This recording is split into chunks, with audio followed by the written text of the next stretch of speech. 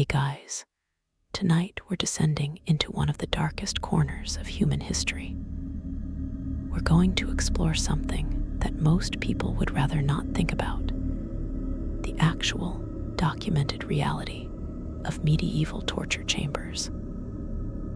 Not the Hollywood version, not the sanitized museum displays, but the real places where human beings inflicted unimaginable pain on other human beings, often in the name of justice, religion, or simply power. So before we begin this unsettling journey into the depths of medieval cruelty, take a moment to like the video and subscribe, but only if you genuinely enjoy what we do here. And let me know in the comments where you're tuning in from and what time it is for you. It's always fascinating to see who's joining us from around the world, especially those of you settling in for the night. Now, dim the lights, maybe turn on a fan for that soft background hum, and let's ease into tonight's journey together. When we think of medieval torture, our minds often jump to iron maidens, racks, and dungeon cells lit by flickering torchlight. And while some of those images have basis in reality, the truth about medieval torture chambers is somehow both more mundane and more horrifying than popular culture suggests. These weren't theatrical spaces designed for dramatic effect. They were functional rooms, often quite ordinary looking, where the business of extracting confessions, punishing crimes, and breaking human wills was carried out with bureaucratic efficiency. The real horror wasn't in elaborate contraptions or sadistic innovation. It was in the systematic, methodical nature of it all. Torture wasn't an aberration in medieval society. It was a tool, used openly, legally, and with the full support of both church and state. Start with where these torture chambers actually were. Contrary to popular belief, not every castle had a dungeon full of torture devices. In fact, most didn't. Torture chambers were typically found in specific locations, centers of judicial power, ecclesiastical authority, or royal control. Major cities had them, usually located in or near the town hall, courthouse, or castle that served as the seat of local government. These were official spaces, not hidden lairs of sadistic nobles. The torture chamber was as much a part of the judicial system as the courtroom itself, and often they were located in the same building, just a few floors apart. In practice, this meant that someone could be tried, convicted, and tortured all in the same administrative complex. The proximity was deliberate. Torture wasn't seen as something shameful that needed to be hidden away. It was an accepted part of legal proceedings, a method for obtaining truth in an era before forensic science, DNA evidence, or reliable witness testimony. If you were accused of a serious crime and there wasn't enough evidence to convict you, torture was often the next step. The logic was simple. If someone was innocent, God would give them the strength to maintain their innocence under torture. If they confessed, well, that proved their guilt. It was a system that sounds insane to modern ears, but within the medieval worldview, it made a certain twisted sense. The physical layout of a medieval torture chamber varied depending on location and purpose, but certain features were common. Most were located underground or in the lower levels of buildings. This wasn't just for dramatic effect, though the psychological impact of being taken down into darkness certainly wasn't lost on medieval authorities. The practical reasons were more important.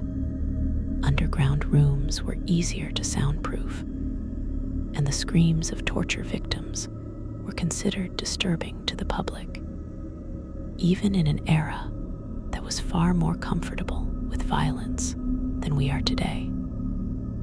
The thick stone walls and earth surrounding basement chambers muffled sounds effectively. Additionally, underground spaces were naturally cool and damp, conditions that actually helped preserve some of the equipment and grimly made certain forms of torture more effective. The entrance to a torture chamber was typically through a heavy wooden door, often reinforced with iron bands. This wasn't just to prevent escape, though that was certainly a concern. It was also to control access. Torture sessions were not public spectacles, at least not in the way executions often were. They were witnessed by specific people, judges, clerks, sometimes religious officials, and of course the torturers themselves. The heavy door helped ensure that only authorized personnel entered. Once you passed through that door, you entered a world that operated by different rules than the one above ground. The first thing that would strike you upon entering a medieval torture chamber was the smell. It's not something that historical records dwell on, but it would have been overwhelming. Stone absorbs odors, and these rooms were saturated with the smells of fear, pain, and bodily fluids. Blood, excrement, urine, vomit, and sweat. All of these were regular features of torture sessions, and all of them left their mark on the space. Add to that the smell of unwashed bodies. Both the prisoners and sometimes the torturers themselves, the metallic tang of iron implements, the smoky residue from torches or braziers, and the musty dampness of underground stone. And you have an atmosphere that was physically oppressive before any violence even began. The lighting in these chambers was deliberately kept low.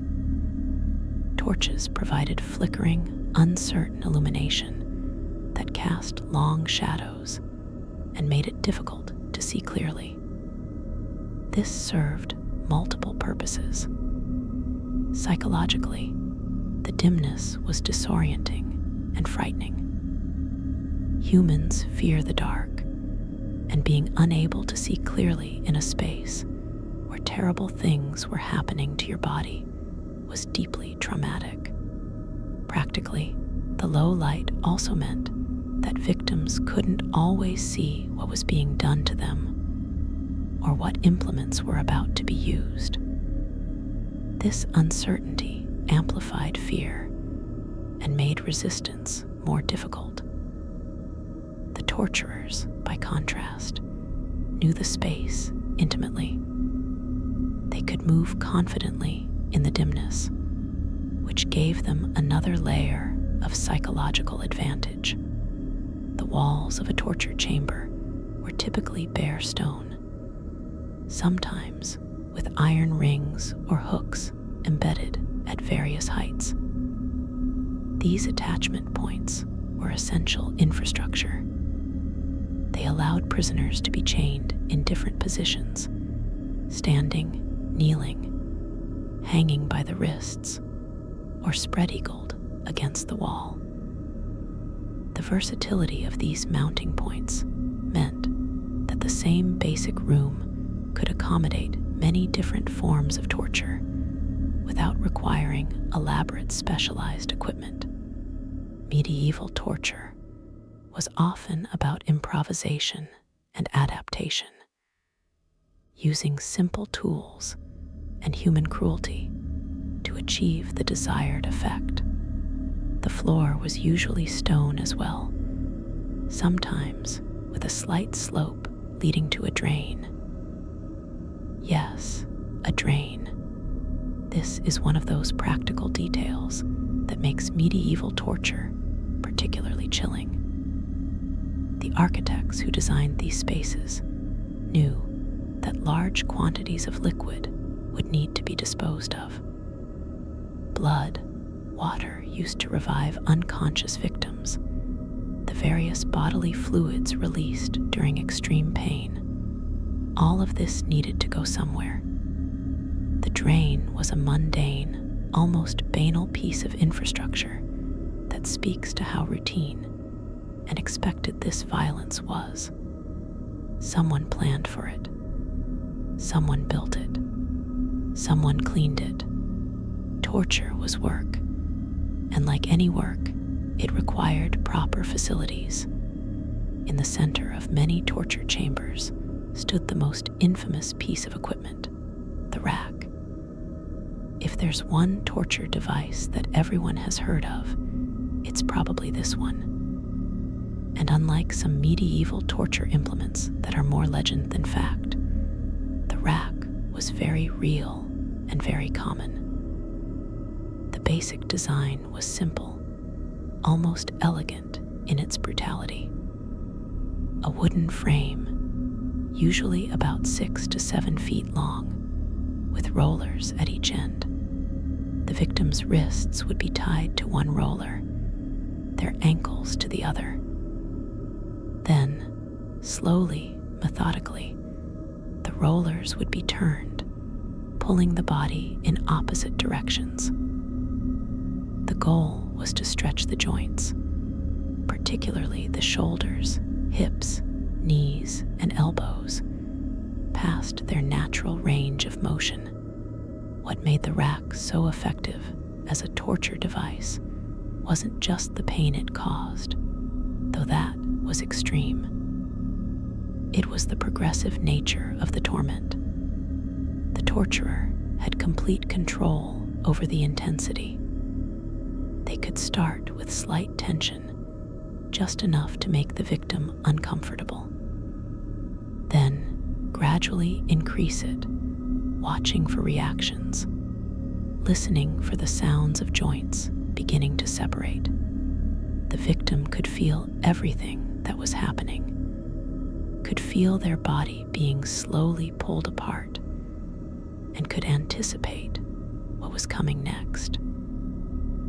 This psychological component, the dread of knowing it would get worse, was often as effective as the physical pain itself in breaking someone's will.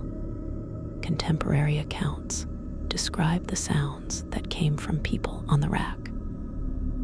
First, the groans and gasps as tension increased.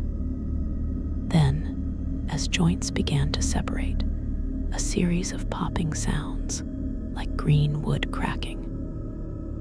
These were the ligaments tearing, the cartilage separating, the joints dislocating.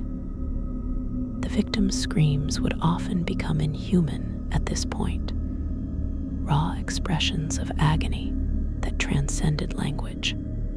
And still, the torturer would continue, unless the victim confessed or the presiding official called a halt. The rack could be used multiple times on the same person, and because it left primarily internal damage, victims could survive for repeated sessions, though they might never walk or use their arms properly again.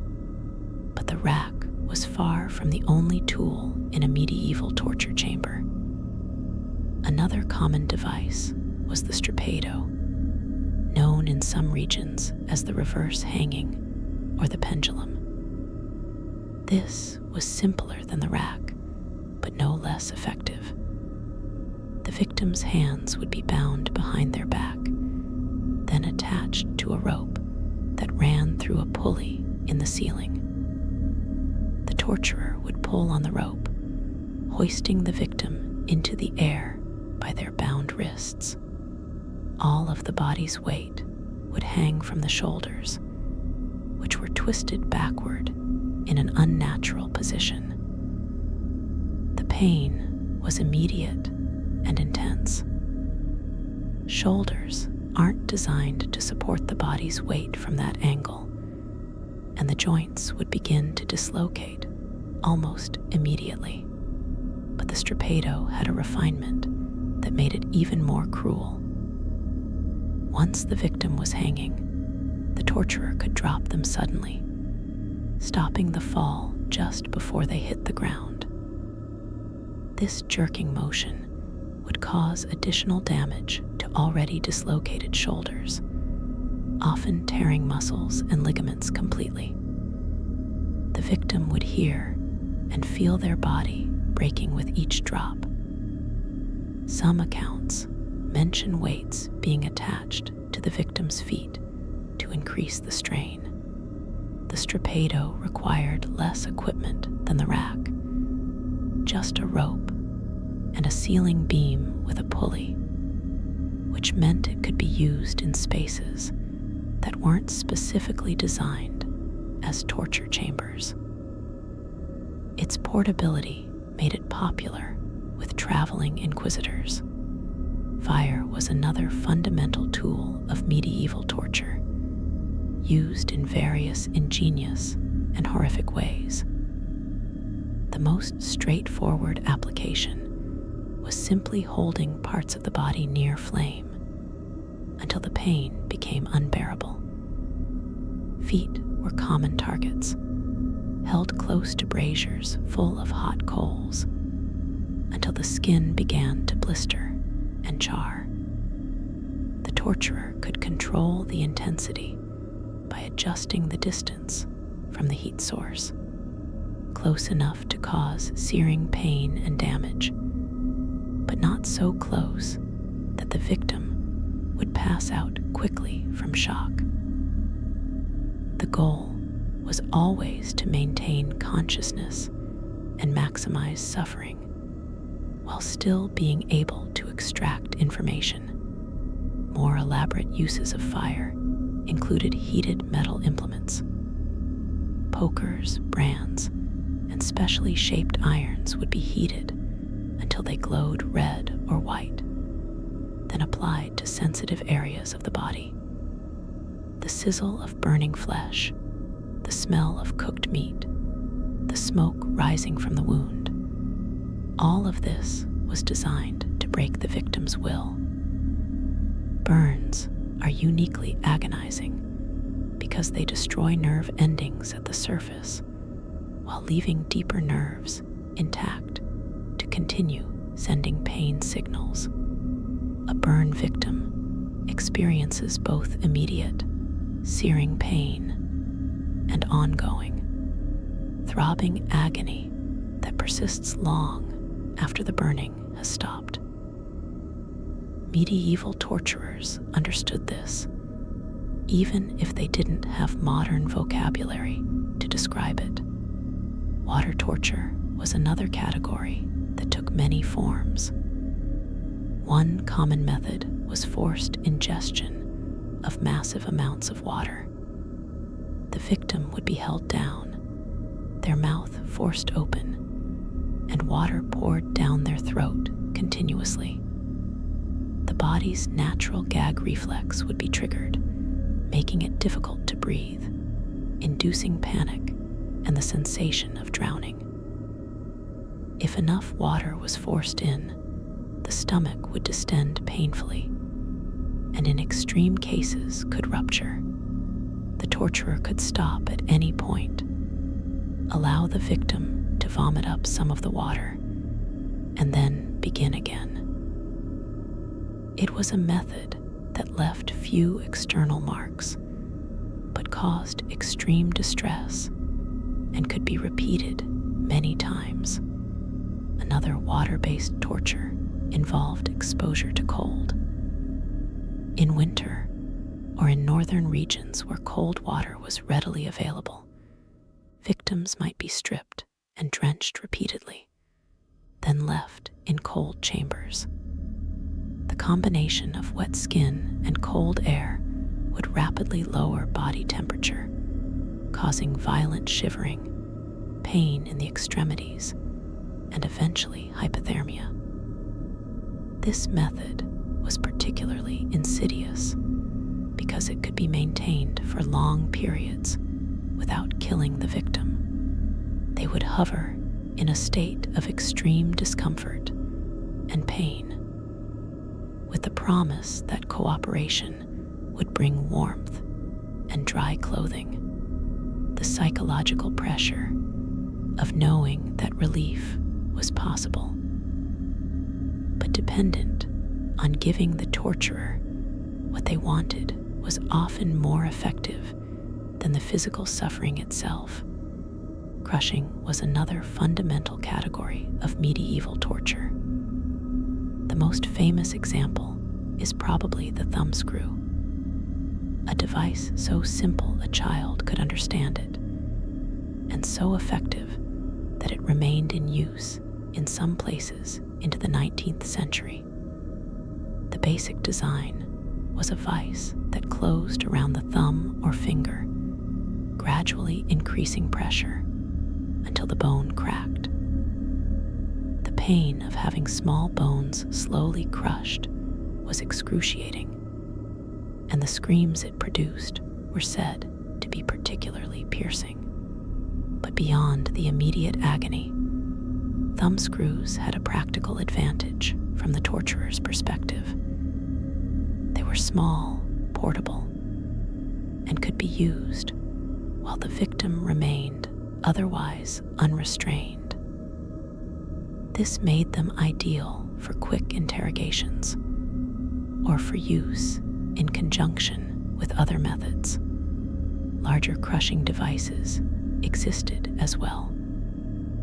Leg screws worked on the same principle, but were designed for the shin or calf, crushing the larger bones of the lower leg. Foot presses could flatten the entire foot, breaking multiple bones simultaneously. And then there was the head crusher, a particularly nightmarish device that slowly compressed the skull between a metal cap and a chin rest. As pressure increased, teeth would shatter first, then the jaw would crack, and eventually, if the torturer continued, the skull itself would begin to fracture. Few people were actually killed by head crushers. The threat and the initial application were usually enough to obtain a confession. But the device's very existence speaks to the extremes medieval torture could reach. Cutting and piercing implements were also common in torture chambers. These weren't sophisticated surgical tools. They were crude knives, hooks, and points designed to cause maximum damage and pain with minimal skill required. Flesh could be cut or torn, creating wounds that were agonizing, but not immediately fatal. The torturer could work slowly, removing small pieces of skin or muscle, all while demanding answers to questions. The victim would watch their own body being dismembered bit by bit, never knowing how far it would go or when it would stop. This gradual escalation was a key principle of medieval torture. Start with threats, then minor pain, then greater pain, always holding out the possibility that cooperation would stop the progression. One particularly cruel implement was the pear of anguish, also called the choke pear. This was a metal device, roughly pear-shaped, that could be inserted into bodily orifices, the mouth, rectum, or vagina. A screw mechanism would then cause the device to expand, forcing whatever opening it was in to stretch beyond its limits. pain was immediate and intense, and the damage caused could be permanent. The pair of anguish was used as both torture and punishment, sometimes as a penalty for specific crimes like lying, blasphemy, or sexual offenses. Its use reflected medieval attitudes about appropriate punishments for different transgressions, with sexual organs and the mouth being targeted for crimes related to those body parts. The people who operated these torture chambers, the torturers themselves, were a distinct professional class in medieval society. This is worth emphasizing because it contradicts the popular image of torture being carried out by sadistic nobles or random soldiers. In reality, torture was a job, and like any skilled trade, it required training, knowledge, and a certain temperament. Torturers needed to know human anatomy well enough to cause maximum pain without accidentally killing their subjects too quickly. They needed to recognize signs that a victim was close to death and know how to pull back, allowing recovery before continuing. They needed psychological insight to understand when someone was genuinely broken versus when they were just temporarily overwhelmed by pain. These were not unskilled positions. A good torturer was valuable to the authorities that employed him. The job was usually hereditary, passed from father to son, with techniques and knowledge taught through apprenticeship. In some regions, torturers were also the executioners, making them responsible for the entire spectrum of judicial violence, from extracting confessions through torture to carrying out death sentences. This dual role meant they were simultaneously essential and stigmatized. People needed them, relied on them, but also feared and shunned them. Torturers and their families often lived in isolated areas, separate from the communities they served, and were sometimes required to wear distinctive clothing to identify themselves in public. The payment for torture work varied. Sometimes torturers received a salary from the city or region they served. Other times they were paid per session or per conviction. This created a perverse incentive structure where torturers benefited from extracting confessions, regardless of whether those confessions were true. Records exist of torturers billing municipalities for their services, itemizing the tools used and the time spent. These mundane financial documents sit uneasily alongside the human suffering they represent. Someone tallied up the costs of breaking another person's body, submitted an invoice, and received payment. It was business, cold and matter of fact, but not all torturers were professionals. In some contexts, particularly during periods of religious persecution or political upheaval, torture might be carried out by zealots, soldiers, or local authorities with minimal training. These improvised sessions were often more chaotic and more deadly than professional torture. Without the skill to gauge limits or the knowledge to keep victims alive, amateur torturers often killed their subjects before obtaining useful information. This was seen as wasteful by authorities, which is its own kind of horrifying calculation.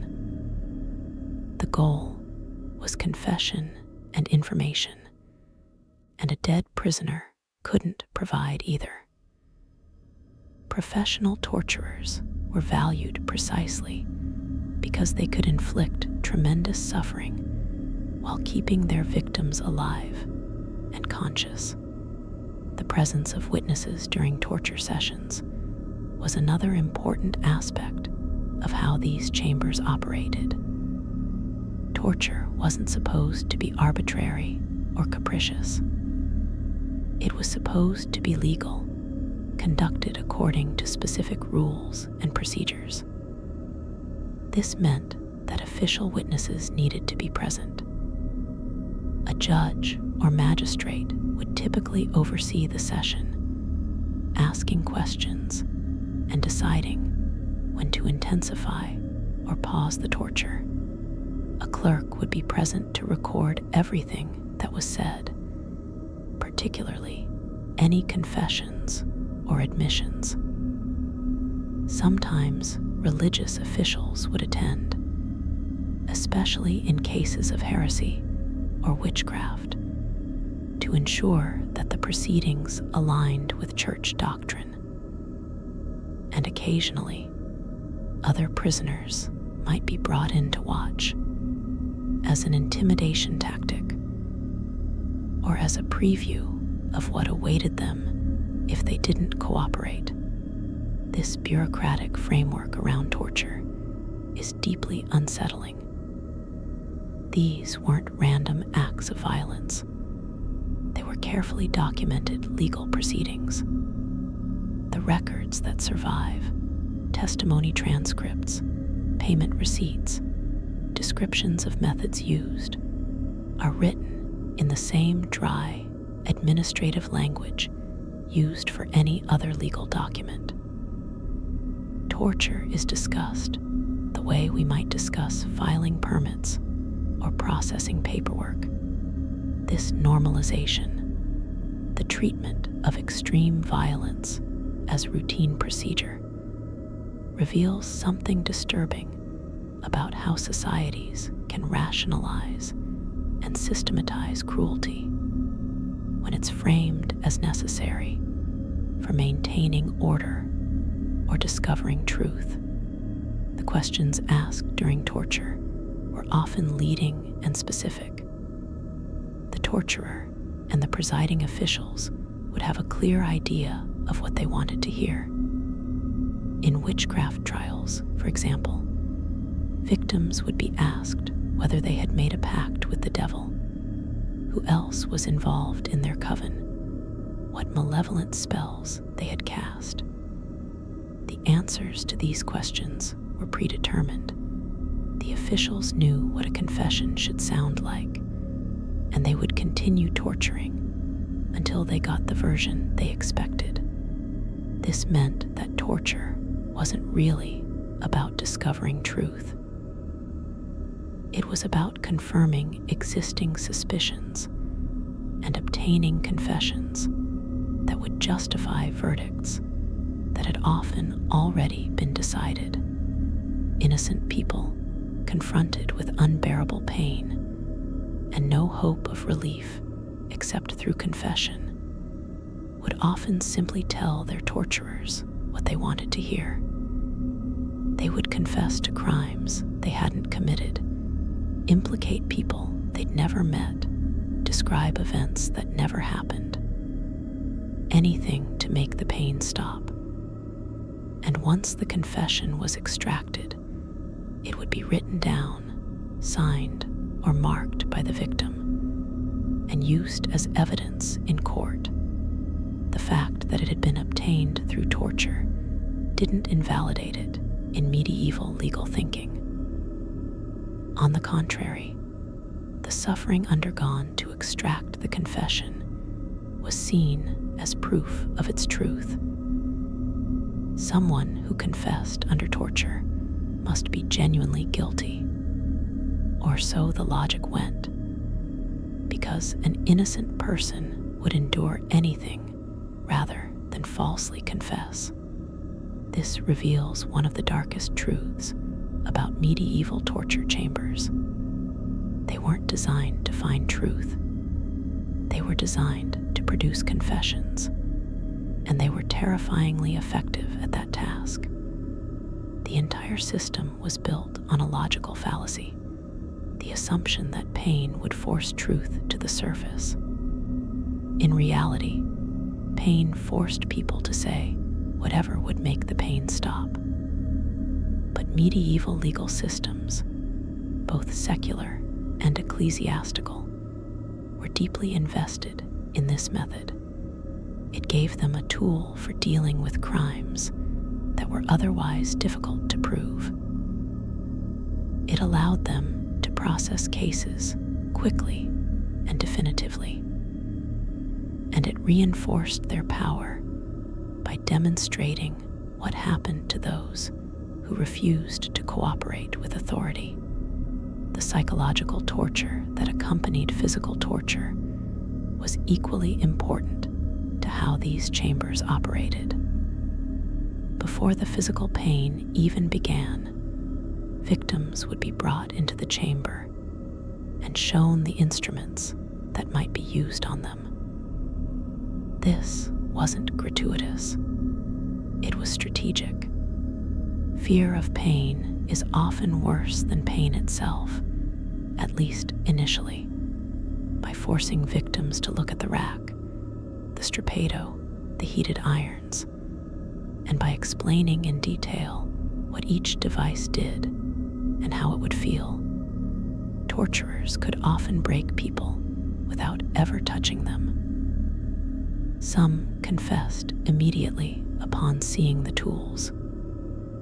Others held out longer, but the anticipation weakened their resistance, making them easier to break when physical torture actually began. The lighting and atmosphere of the chamber played into this psychological warfare.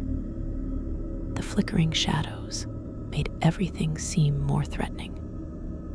The smell, that overwhelming mixture of fear and decay, triggered primitive survival instincts that overrode rational thought.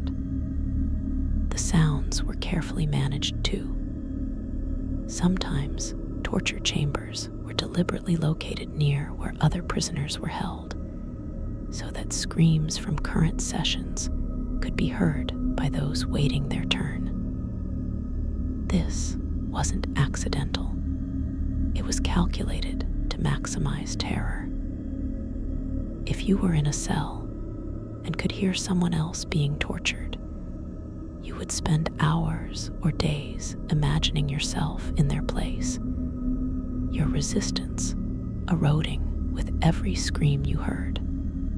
Isolation was another psychological tool. Before torture began, accused individuals would often be held in solitary confinement for days or weeks. No contact with family, no legal representation, just darkness and silence, punctuated by brief, ominous visits from guards or officials. This isolation served multiple purposes. It prevented the accused from coordinating stories with potential accomplices. It cut them off from any emotional support that might strengthen their resolve, and it made them desperate for any human interaction, even the horrifying prospect of the torture session itself. By the time they were brought to the chamber, many were already psychologically broken, primed to confess or cooperate, just for the relief of seeing another human face, even if that face belonged to their torturer. The medieval concept of judicial torture had specific legal requirements that varied by region and time period, but some general principles were widespread. Torture was supposed to be used only when there was already significant evidence of guilt, what was called half-proof. This might be the testimony of one credible witness or circumstantial evidence that pointed strongly toward guilt.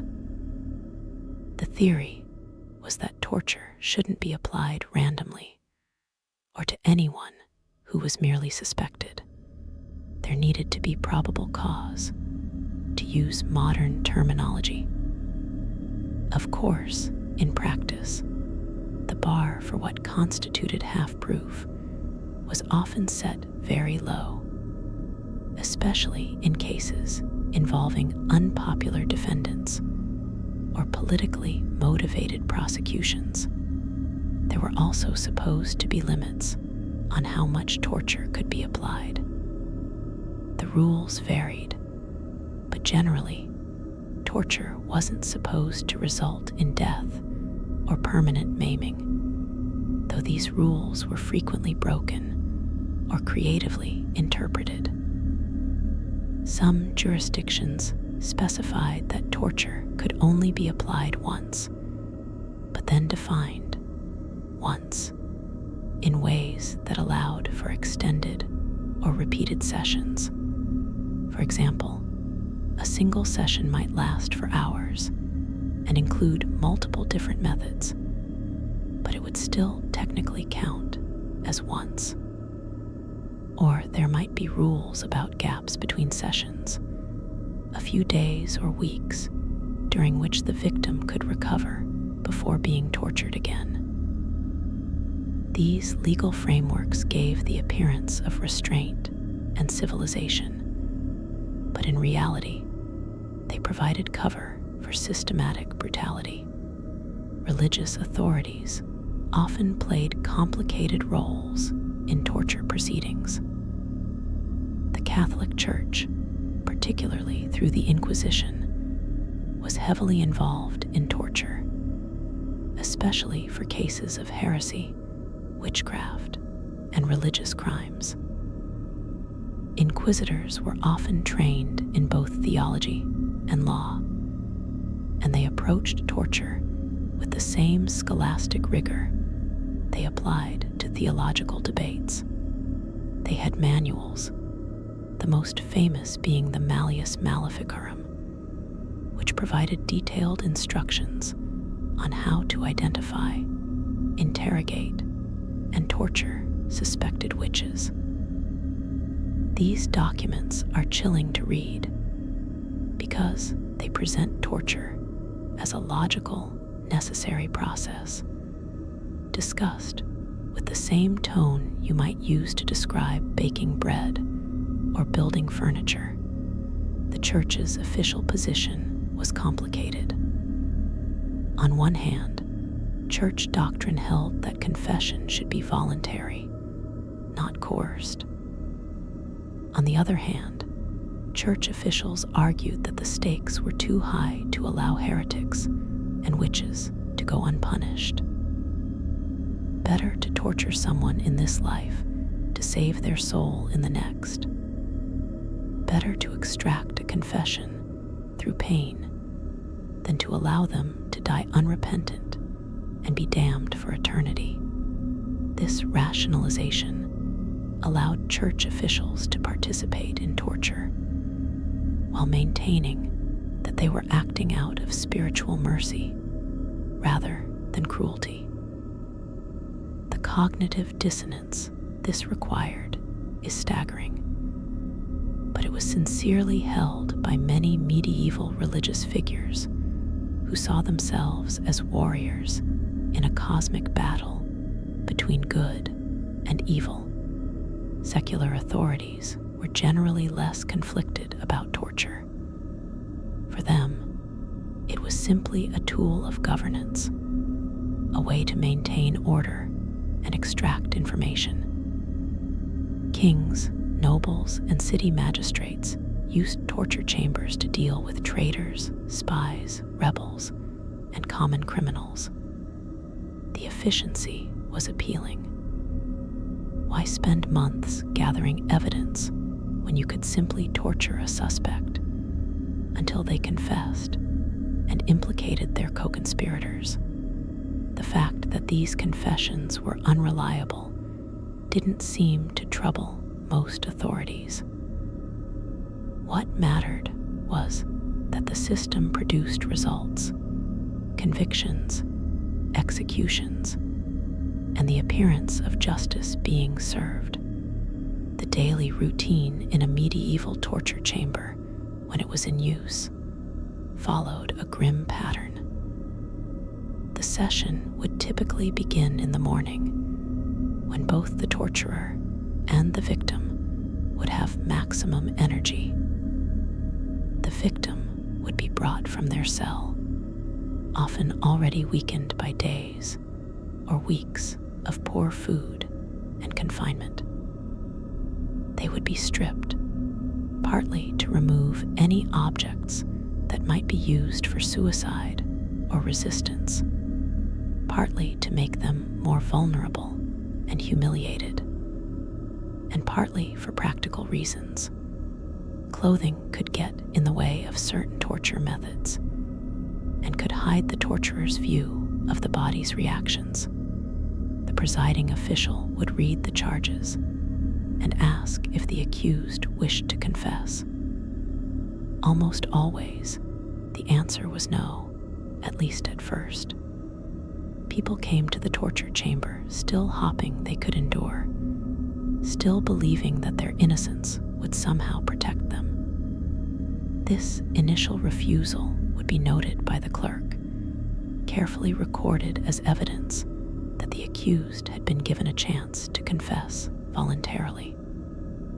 Then the torture would begin, usually with the mildest methods first, gradually escalating. This gradual escalation served multiple purposes. It gave the victim many opportunities to confess at each stage, and it provided clear documentation that the authorities had shown restraint and only increased intensity when necessary.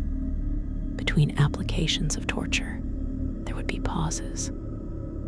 These weren't merciful breaks.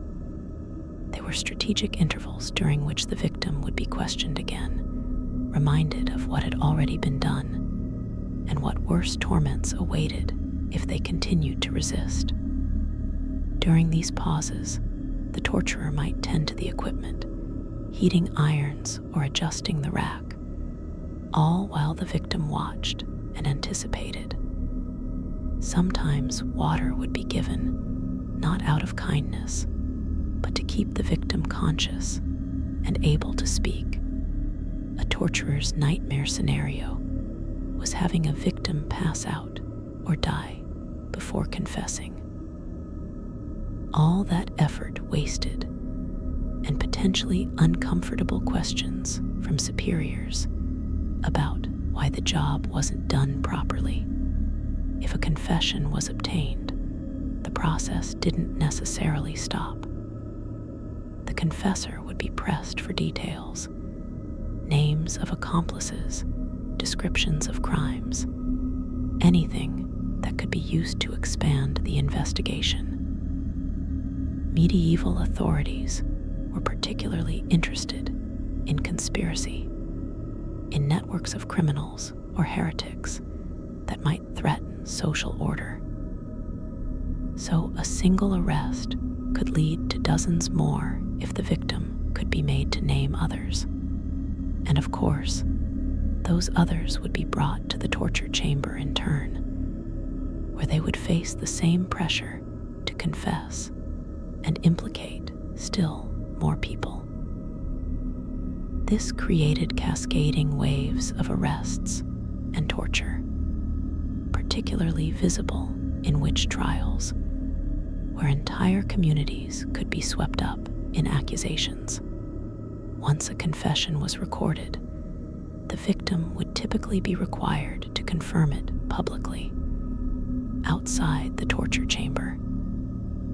This was another legal requirement designed to give the appearance of due process. The theory was that if someone stood by their confession after the torture had stopped, that proved the confession was genuine and not merely pain-induced babbling. In practice, victims almost always confirmed their confessions because they knew that refusing would simply mean being taken back to the torture chamber. The threat of renewed torture was enough to ensure compliance. Besides, after what they'd endured, most victims were broken psychologically as well as physically. They no longer had the will to resist, even when they were being led to their execution based on confessions they knew were false. The equipment in torture chambers required regular maintenance. This is another mundane detail that somehow makes the horror more concrete. Racks needed to have their rollers oiled so they would turn smoothly. Metal implements had to be kept free of rust. Ropes needed to be checked for fraying and replaced when they showed signs of weakness. Someone had the job of performing this maintenance, ensuring that when torture was needed, the tools would function properly. Can you imagine that as a profession? Going into the torture chamber on quiet days to oil hinges and test the strength of chains, knowing that the next time these devices were used, they would be tearing someone's body apart. The cleaning of torture chambers was equally grim. After a session, there would be blood, sometimes a great deal of it, along with other bodily fluids and waste. The stone floors would need to be scrubbed, the drains cleared of any blockages, the equipment cleaned of biological residue. This work was usually done by the lowest-ranking servants or prisoners, people who had no choice but to perform these revolting tasks. They would work in silence, trying not to think about what they were cleaning or whose blood and fluids they were washing away.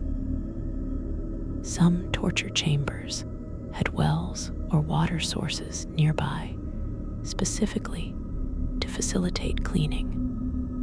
Another piece of practical infrastructure that speaks to how routine this violence was. The preservation of bodies, or more accurately the lack thereof, was also a consideration in how torture chambers operated. Torturers needed to know how to keep people alive through procedures that should have killed them. Blood loss was a major concern. If someone was being cut or pierced, the torturer needed to avoid major arteries and know how to stop bleeding when necessary. Cauterization with hot irons could seal wounds, though this was itself incredibly painful. Knowledge of tourniquets and pressure points was essential. The goal was always to maintain consciousness and the ability to speak for as long as possible. A victim who bled out or went into shock before confessing represented a failure of technique. Similarly, torturers needed to recognize the signs of cardiac arrest or respiratory failure. If someone's heart stopped or they stopped breathing, the torturer needed to know how to revive them, at least sometimes. Records mention victims being revived multiple times during torture sessions, brought back from the edge of death so that the questioning could continue. This required a certain amount of medical knowledge, though it was medical knowledge put to the worst possible use. The same understanding of human physiology that could save lives was being used to prolong suffering and extract confessions. The psychological impact of working in torture chambers, whether as a torturer, a clerk, a guard, or a witness, must have been profound. We have limited historical accounts of how these people processed what they were part of, but we can make educated guesses. Some surely became desensitized viewing it as just a job, no more emotionally significant than any other form of labor. The routine nature of the work, the bureaucratic procedures, the professional terminology, all of this would have helped create emotional distance. You weren't destroying a human being. You were processing a case, following procedures, doing what the law required. Others likely suffered from what we would now recognize as trauma. Nightmares, intrusive memories, emotional numbing, all the symptoms of post-traumatic stress. But in medieval society, there was no vocabulary for these experiences and no support for people dealing with them. If you had been assigned to witness or assist in torture, that was your duty. If it bothered you, that was a personal weakness, possibly even a spiritual failing. The strong and the righteous were supposed to be able to do what was necessary without being troubled by it.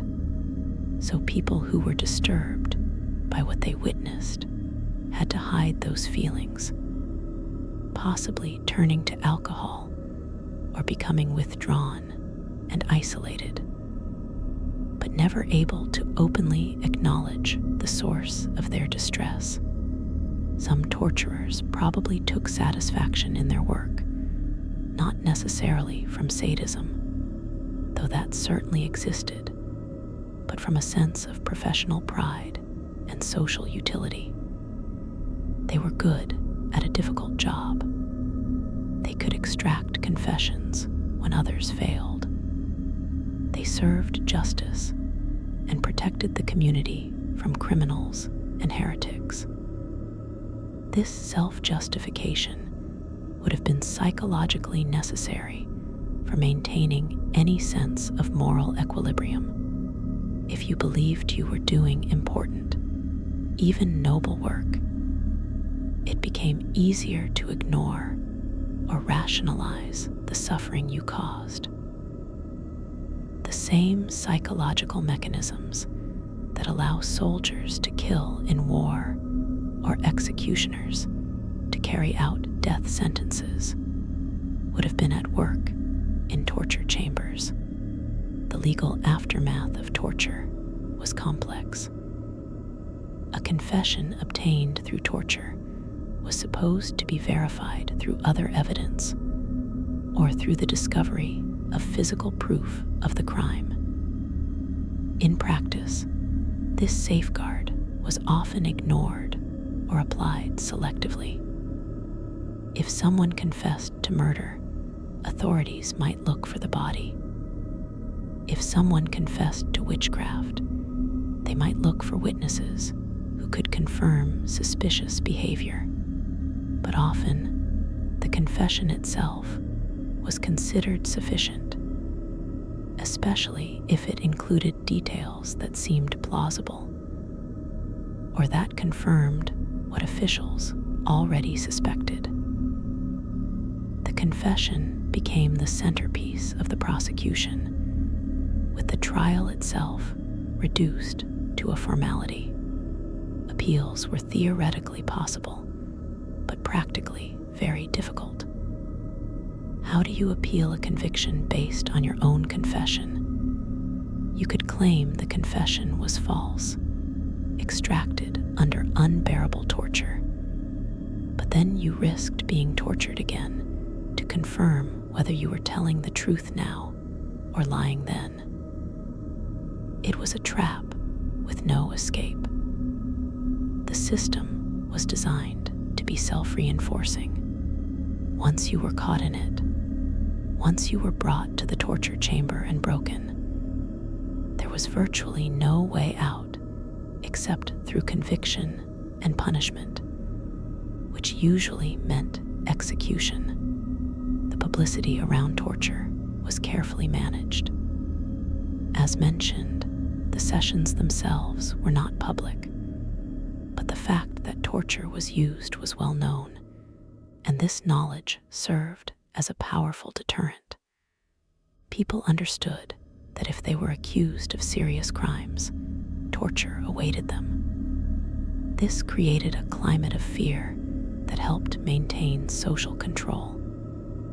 You didn't need to torture everyone. You just needed to torture enough people and make sure everyone knew about it to keep the population compliant.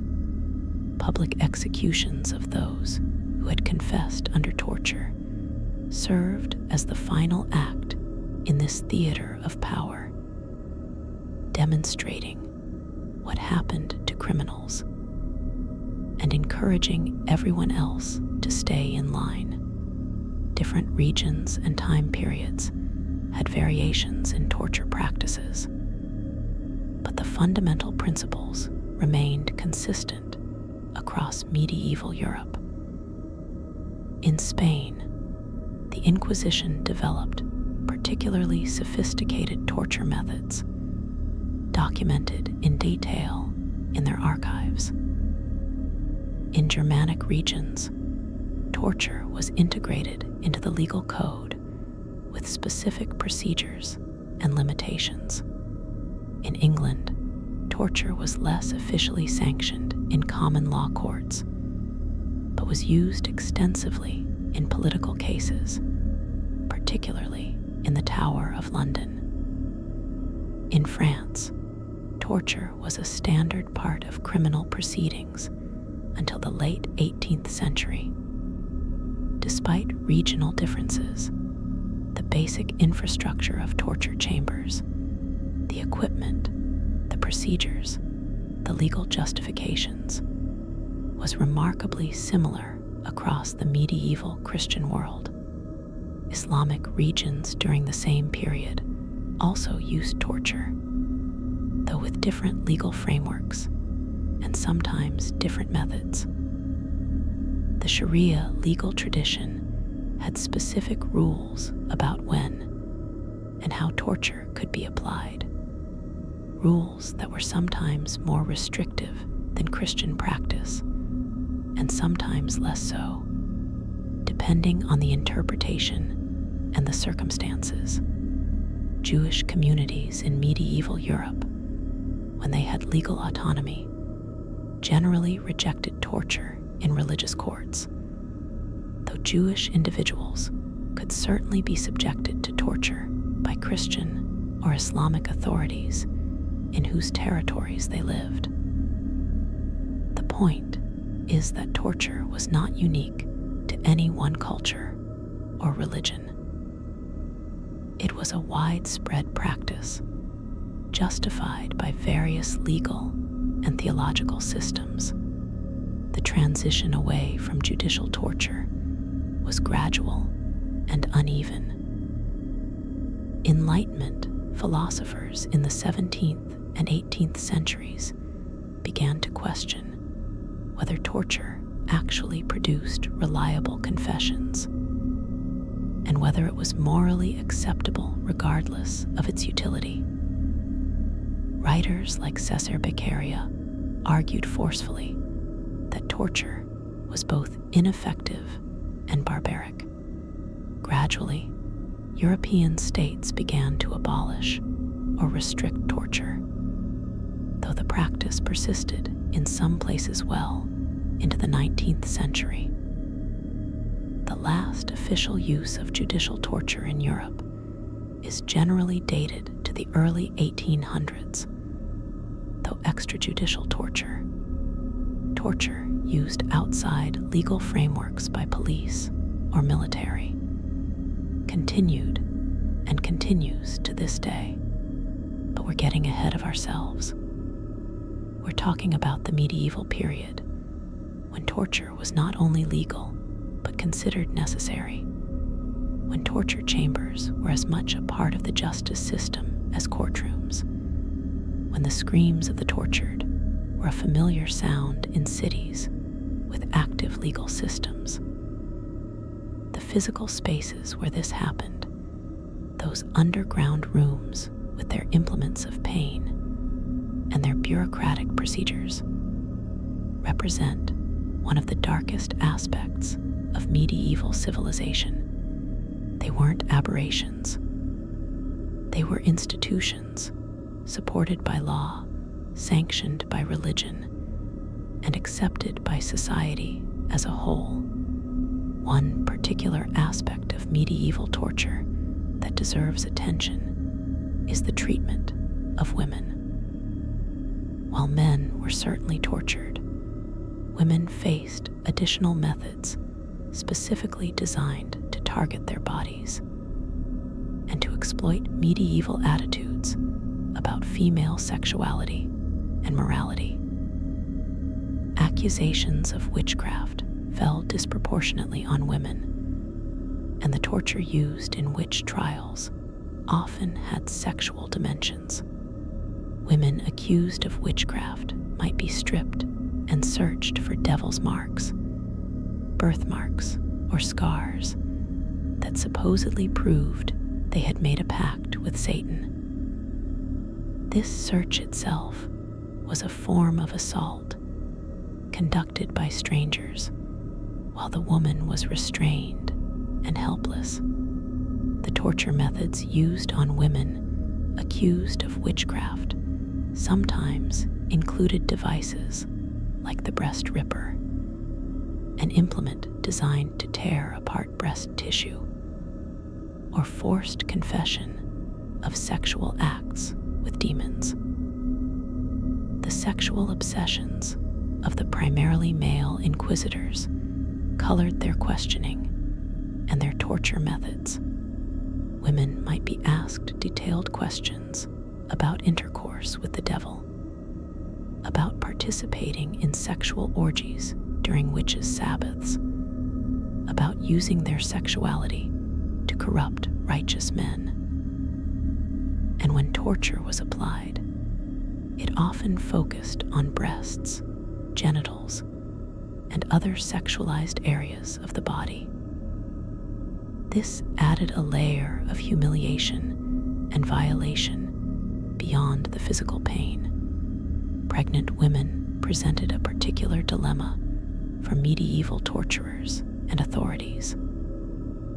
On one hand, there were sometimes rules against torturing pregnant women, based on the idea that the unborn child was innocent and shouldn't suffer for its mother's crimes.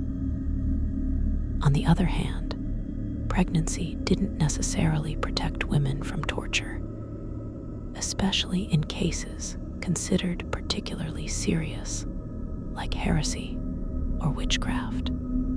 Some torture methods were considered acceptable for pregnant women because they supposedly didn't risk the pregnancy, though in reality, the stress and trauma of any torture certainly affected both mother and fetus. And in some cases, authorities simply waited until after a child was born to resume torture, the pregnancy buying only a temporary reprieve. Children were also tortured in medieval justice systems, though generally the age at which a child could be held criminally responsible varied by region and circumstance. Children as young as 7 or 8 could theoretically be tortured in some jurisdictions, though in practice, this was relatively rare for very young children. Teenagers, however, were routinely treated as adults for purposes of torture and punishment. A 14-year-old accused of theft or heresy might face the same torture chamber as a grown adult. The assumption was that by adolescence, a person had sufficient moral and intellectual development to be fully responsible for their actions, and therefore subject to full punishment. Part 3. How medieval torture chambers actually operated. The torture of children raises questions about how medieval people understood childhood itself. The the modern concept of childhood as a distinct phase of life with special protections didn't really exist in the same way during the medieval period. Children were seen as small adults, capable of sin and crime, and therefore subject to punishment. The fact that torture chambers could house children alongside adults, that the same instruments could be scaled down or applied with slightly less force to accommodate smaller bodies, reveals a worldview fundamentally different from our own. When we look at records of children being tortured, it's tempting to see medieval people as monsters. But they saw themselves as administering justice, protecting society, and saving souls, even when those souls inhabited the bodies of children. The economics of torture, the financial systems that supported these chambers, and the people who worked in them provide another angle for understanding how normalized this violence was. Torture wasn't free. Someone had to pay for the construction and maintenance of torture chambers, for the fabrication and upkeep of equipment, for the salaries or fees of torturers and their assistants. These costs were typically borne by the same authorities that paid for other aspects of the justice system: courts, prisons, executioners. In cities, this might mean funds from the town council or from fines and confiscations. For the Inquisition, funding came from church coffers and from the seized property of convicted heretics. The fact that torture was budgeted for, that line items in medieval account books allocated funds for torture equipment and personnel, is another one of those mundane details that makes the practice more real and more disturbing. Someone sat down with a ledger and calculated how much it would cost to maintain the torture chamber for the year. They estimated how many sessions might be needed, how often equipment would need replacement, what fees the torturer would charge. It was financial planning applied to systematic cruelty. And the communities that funded this system, the taxpayers and tithe payers whose money supported these operations, were complicit, even if most never thought about where their money went. Some torture chambers became famous, or perhaps infamous is a better word. The Tower of London had several torture chambers at different periods, used primarily for political prisoners and those accused of treason. The rack housed there was particularly notorious. The Spanish Inquisition's torture chambers in Toledo, Seville, and other major cities were known throughout Europe as places where heretics were broken and converted or executed. The Doge's Palace in Venice had prison cells and torture chambers that exist to this day, preserved as historical sites where tourists can now stand in spaces where people once suffered unimaginable agony.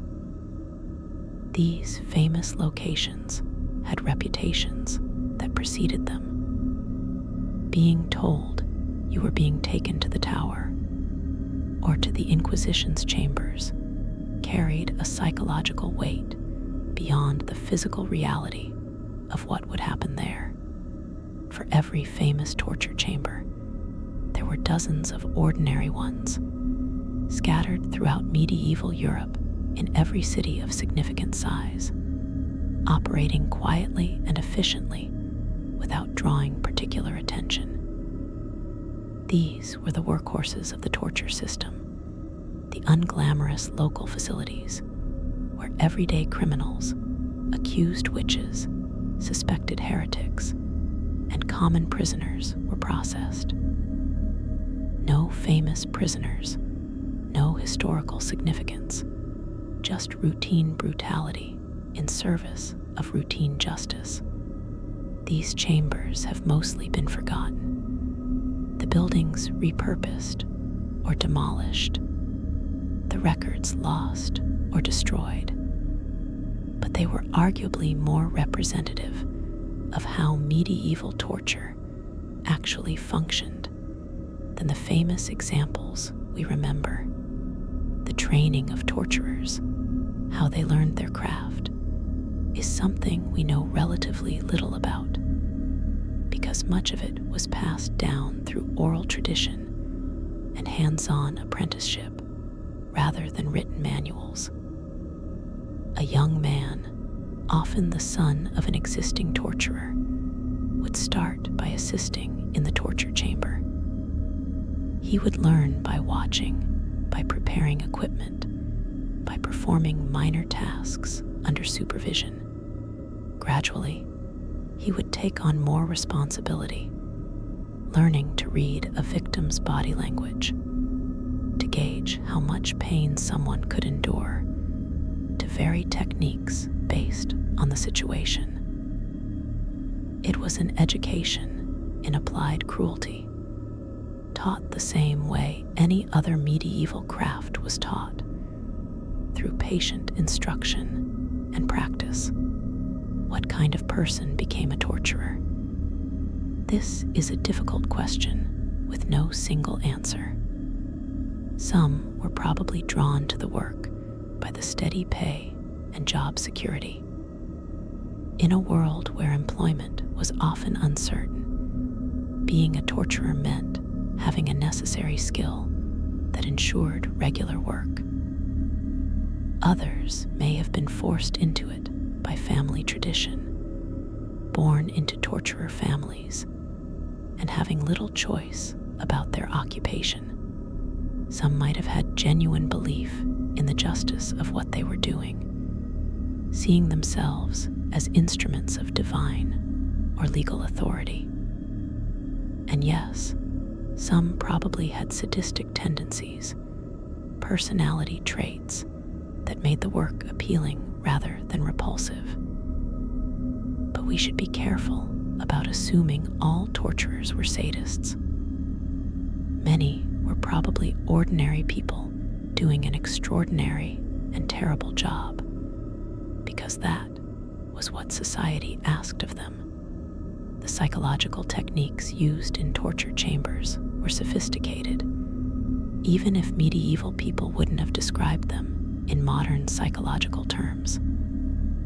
The use of uncertainty, not letting victims know what would happen next, when pain would start or stop, what answers would satisfy their torturers, was a powerful tool.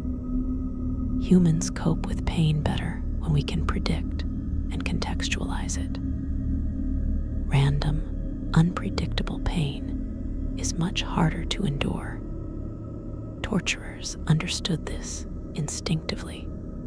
They would vary their methods, sometimes being calm and almost gentle, other times sudden and violent. This unpredictability kept victims off balance, unable to prepare mentally for what was coming. Similarly, the alternation between torture and kindness was used strategically. After a particularly brutal session, a torturer might speak gently to the victim, offer them water, express regret that this was necessary, suggest that cooperation would end the suffering. This false kindness, sometimes called the good torturer approach, could be more effective than pure cruelty in breaking someone's resistance. The victim, desperate for any positive human interaction, might begin to see the torturer as a potential ally rather than an enemy, and become more willing to cooperate. This manipulation of basic human needs for connection and mercy was deeply cynical and deeply effective. The religious dimension of medieval torture deserves more exploration. For the Church, torture wasn't just about extracting confessions. It was about saving souls. The logic went like this: heresy and sin put your immortal soul in danger of eternal damnation. If torture could force you to confess your sins, repent, and return to the true faith, then that temporary earthly suffering was a small price to pay for eternal salvation. From this perspective, the torturer was actually being merciful, cruel to be kind, inflicting finite pain to prevent infinite suffering in hell. This theological framework allowed religious authorities to torture in good conscience, believing they were doing God's work. This created some bizarre contradictions.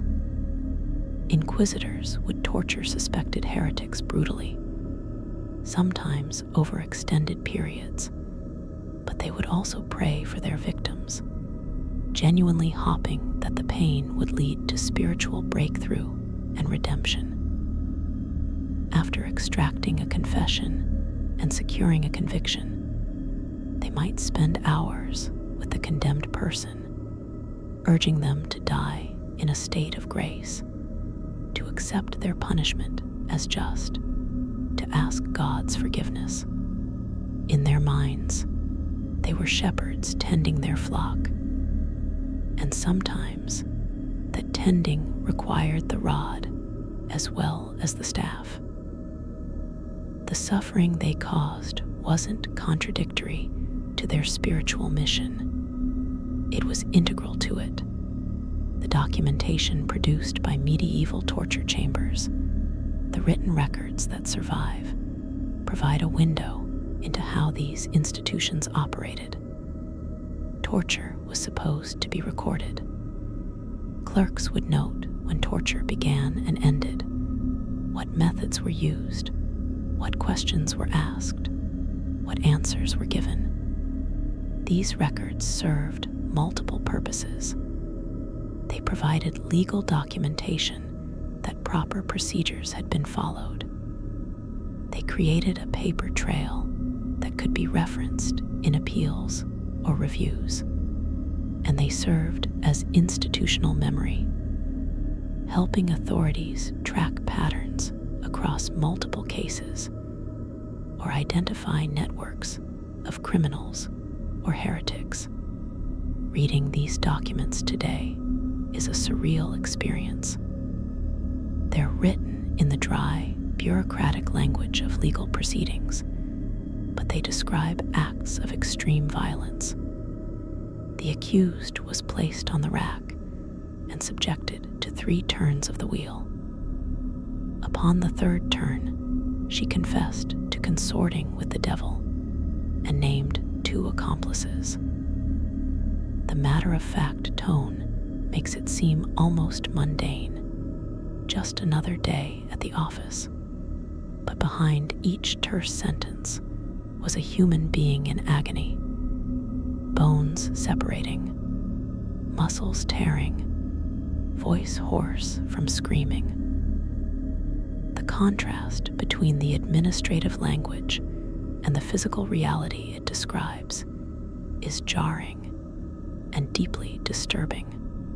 Some of these records include surprising details. We have records of torturers requesting payment for specific services, breaking down their fees by method and duration. We have inventories of torture equipment, listing items the way a merchant might list goods for sale. We have expense reports for the maintenance of torture chambers, noting costs for new rope, replacement parts for the rack, fuel for heating irons. All of this mundane bureaucracy surrounding acts of extreme cruelty creates a cognitive dissonance that's hard to resolve. How did people write these documents without feeling the weight of what they were describing? How did they go home to their families after a day spent recording screams and confessions? The physical spaces of torture chambers also sometimes contained religious imagery. Crucifixes on the walls, religious paintings, sometimes even small altars or shrines. This wasn't ironic or hypocritical from a medieval perspective. The presence of religious symbols was meant to remind everyone, torturers and victims alike, that this was happening in the sight of God, that divine justice was being served, that the suffering had spiritual significance. For victims, these religious images might have provided some comfort, a reminder that God witnessed their suffering, that their pain wasn't meaningless.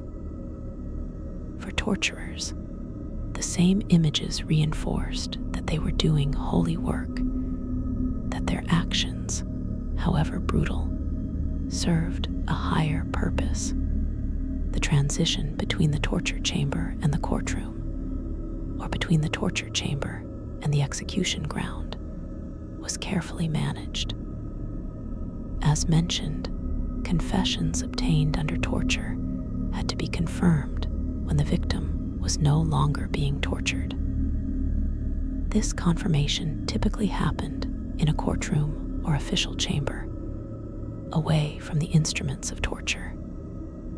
The accused would be brought before judges, still often in chains, and asked to repeat their confession. The threat of being returned to the torture chamber hung over these proceedings like a sword.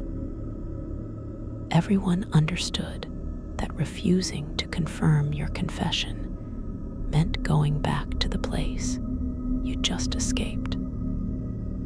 So the confirmation was almost always given, and the trial could proceed to sentencing. The public execution that often followed a torture-induced confession was the final act in this theater of power.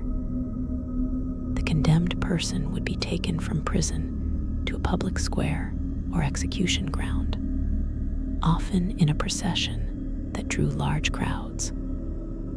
This spectacle served multiple purposes. It demonstrated that justice had been done, that the criminal or heretic had been caught and punished.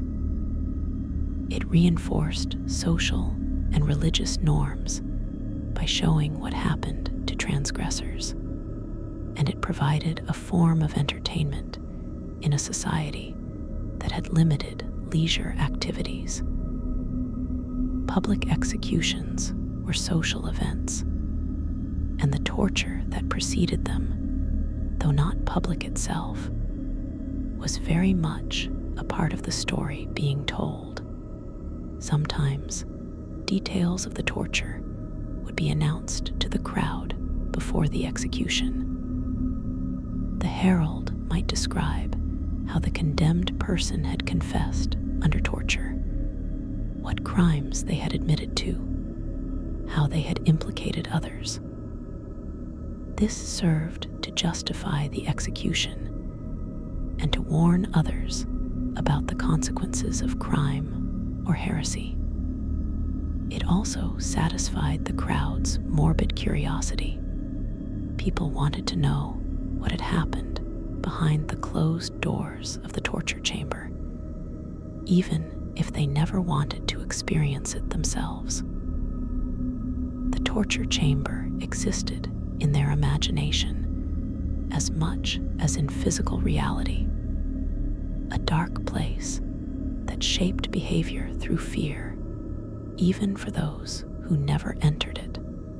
The aftermath of torture, for those who survived it, was often a lifetime of physical and psychological damage. Joints that had been dislocated on the rack might never function properly again, leaving people unable to work or care for themselves. Burns left permanent scars and sometimes caused infections that could lead to death weeks or months after the torture ended. Broken bones that healed incorrectly could cause chronic pain and limited mobility, and the psychological scars, though invisible, were just as permanent. Survivors of torture often displayed what we would now recognize as PTSD, symptoms like nightmares, hypervigilance, emotional numbing, and difficulty trusting others. But medieval society offered little support or sympathy for torture survivors. If you had been tortured, it meant you had been accused of serious crimes. Even if you had been released, maybe your confession was deemed insufficient, or maybe you had been tortured as a witness rather than as a suspect. The stigma remained.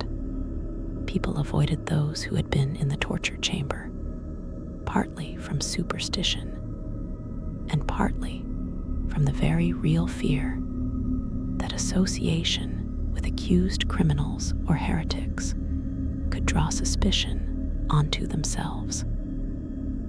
So survivors were often isolated, unable to reintegrate fully into their communities, marked by their experience in ways both physical and social. For those who were executed after torture, the suffering of the torture chamber was a prelude to a final public suffering. Medieval execution methods were often brutal, designed to cause pain and to provide a spectacle.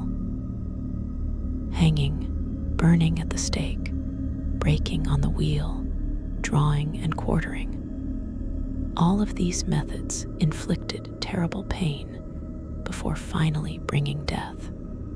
Someone who had already been tortured extensively would come to these executions already broken in body, though authorities might show a grim mercy by making the execution quicker for those who had confessed fully and repented. The combination of torture and execution, the extended suffering both private and public, was meant to serve as the ultimate deterrent and the ultimate demonstration of power. The architecture surrounding torture chambers, the broader complexes they were part of, tells us something about how medieval society organized its systems of control.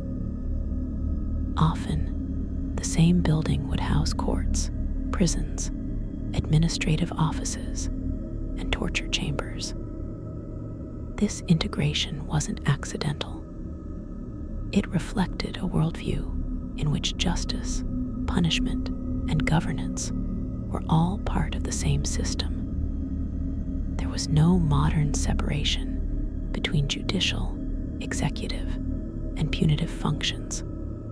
The same authorities who investigated crimes, conducted trials, ordered torture, and carried out executions.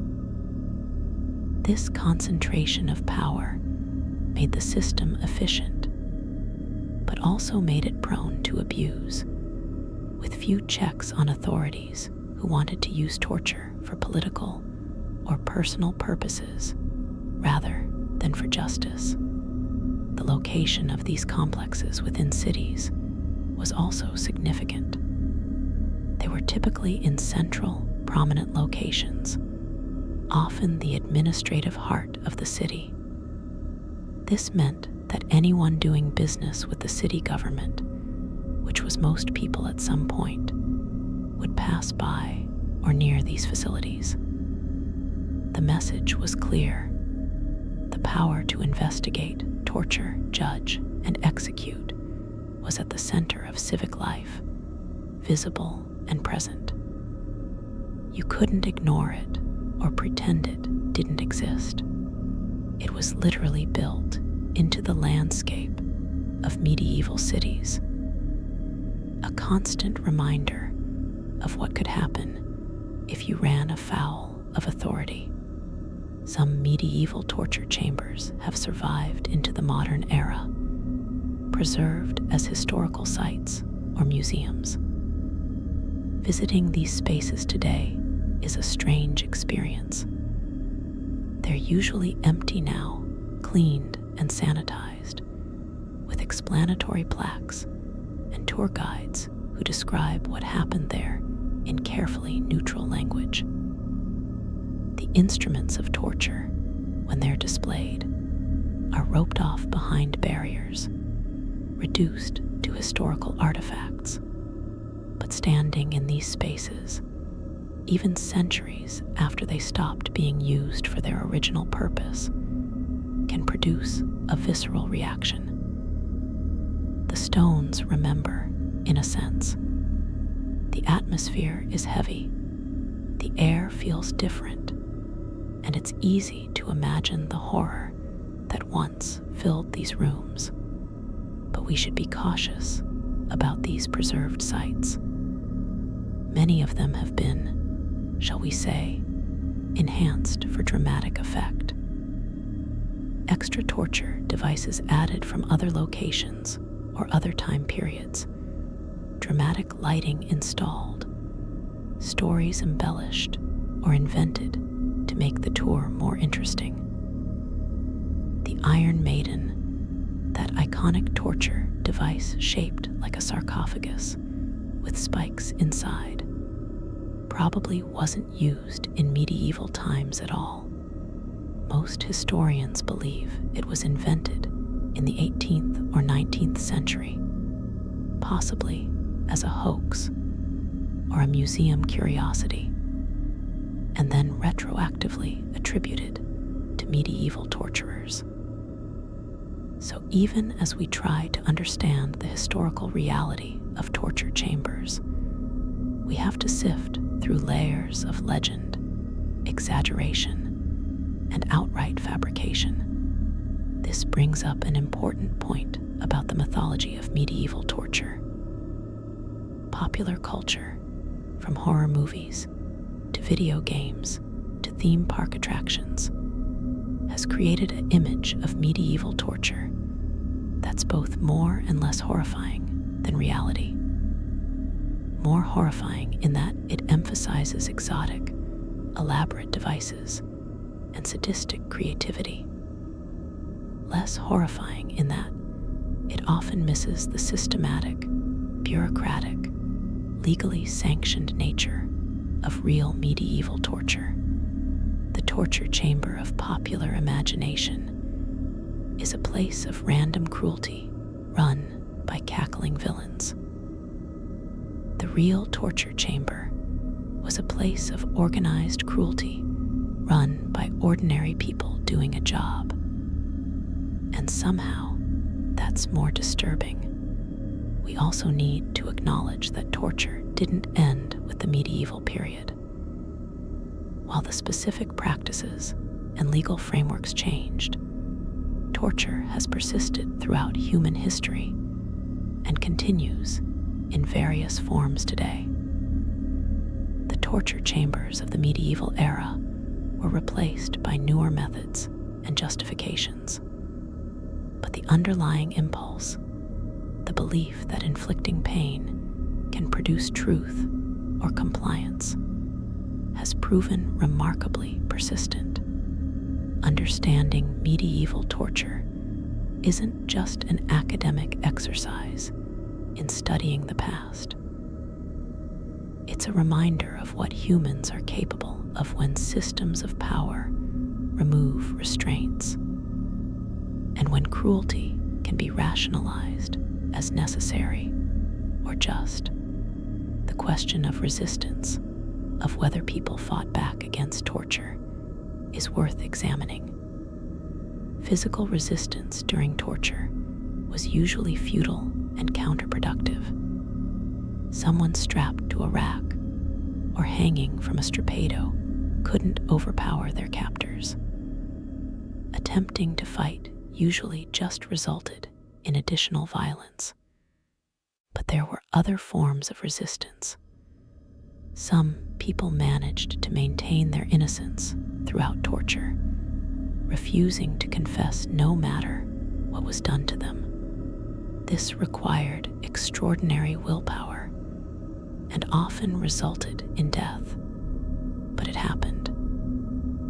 These individuals became martyrs, remembered by their communities as people who wouldn't be broken. Others used a different strategy, giving false confessions that satisfied their torturers, but that could later be recanted, or that implicated people who were already dead or who didn't exist. This was a dangerous game. If the false confession was discovered, torture would be renewed and intensified. But some people managed to navigate this path, saying what was necessary to stop the pain while preserving some sense of themselves and their truth. It was survival, not heroism, but it was still a form of resistance against a system designed to completely break the individual will. There were also occasional cases of rescue or escape from torture chambers. Family members or allies might bribe guards, threaten officials, or in rare cases, actually attack the facility to free someone. These incidents were uncommon, and they often resulted in harsh punishment for everyone involved. But they happened. They represented acts of resistance, not by the torture victim, but by their community. Refusals to accept the judgment of authorities and willingness to risk everything to save someone from the torture chamber. These stories, when they appear in historical records, provide glimpses of solidarity and courage in a very dark time. The ethics of studying medieval torture, of examining these practices in detail, is something we should consider. Is there value in understanding how torture chambers operated, or is it just morbid curiosity? The answer, hopefully, is that there's genuine value. By understanding how torture became normalized in medieval society, how it was justified and systematized, we can better recognize and resist similar patterns in our own time. Torture happens when societies convince themselves that certain people don't deserve basic human dignity, that extreme means are justified by important ends, that those in power can be trusted to use violence responsibly. These rationalizations didn't end in the medieval period, and understanding their historical precedents can help us identify and challenge them today. There's also value in remembering the victims, the countless people whose names we don't know who suffered and often died in medieval torture chambers. They weren't just abstractions or statistics. They were individuals, each with their own story, their own innocence or guilt, their own pain. Many were genuinely innocent, accused falsely, caught up in political or religious conflicts beyond their control. Others may have committed real crimes, but didn't deserve the torture they received.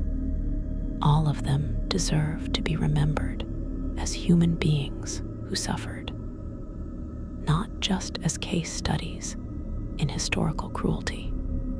The cultural legacy of medieval torture extends far beyond the historical period itself.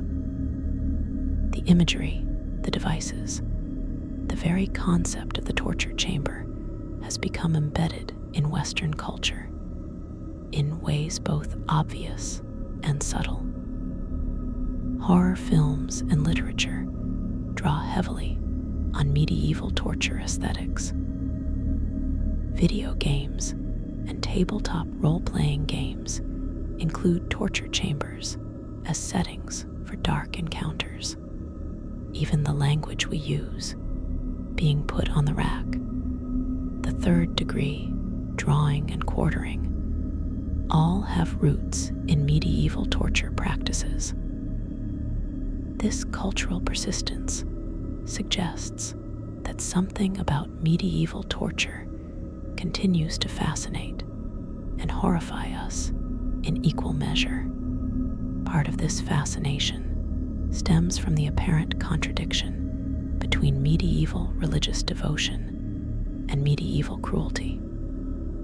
How could people who built magnificent cathedrals, who created beautiful illuminated manuscripts, who developed sophisticated theology and philosophy, also create systematic torture chambers? The answer is that these weren't contradictions at all, not in the medieval worldview. Beauty, truth, and faith coexisted with violence and cruelty because medieval people saw them all as part of God's order. The same God who inspired cathedral builders also demanded punishment for sinners and heretics. There was no cognitive dissonance because the framework that justified torture was the same framework that inspired art and architecture. This integration of violence into a coherent worldview is perhaps more disturbing than random cruelty would be. Random violence can be dismissed as aberration, the acts of individuals who have lost their moral compass.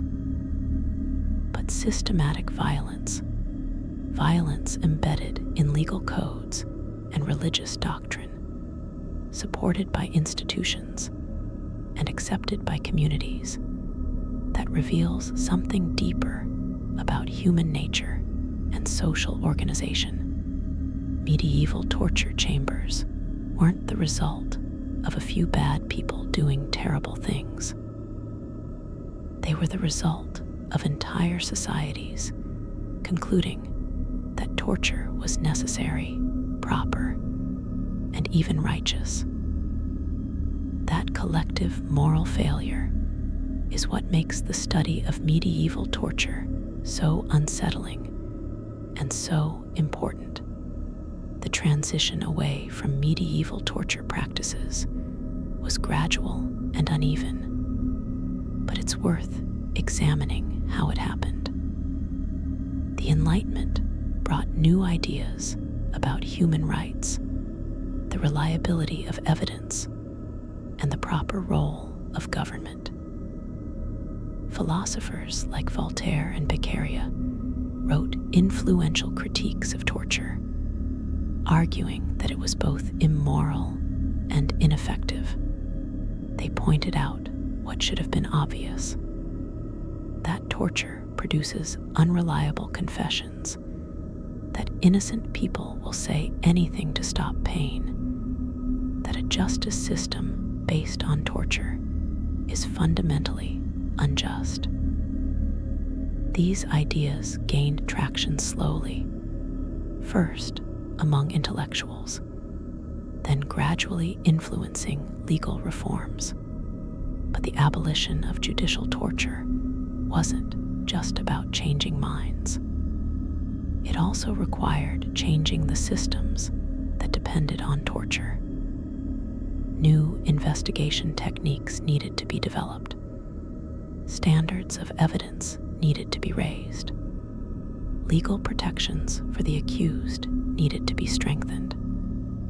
This was a multi-generational process that played out differently in different regions. Some places abolished torture relatively early. The Netherlands in the late 17th century, for example. Others maintained it much longer. with some European states still using judicial torture into the early 19th century.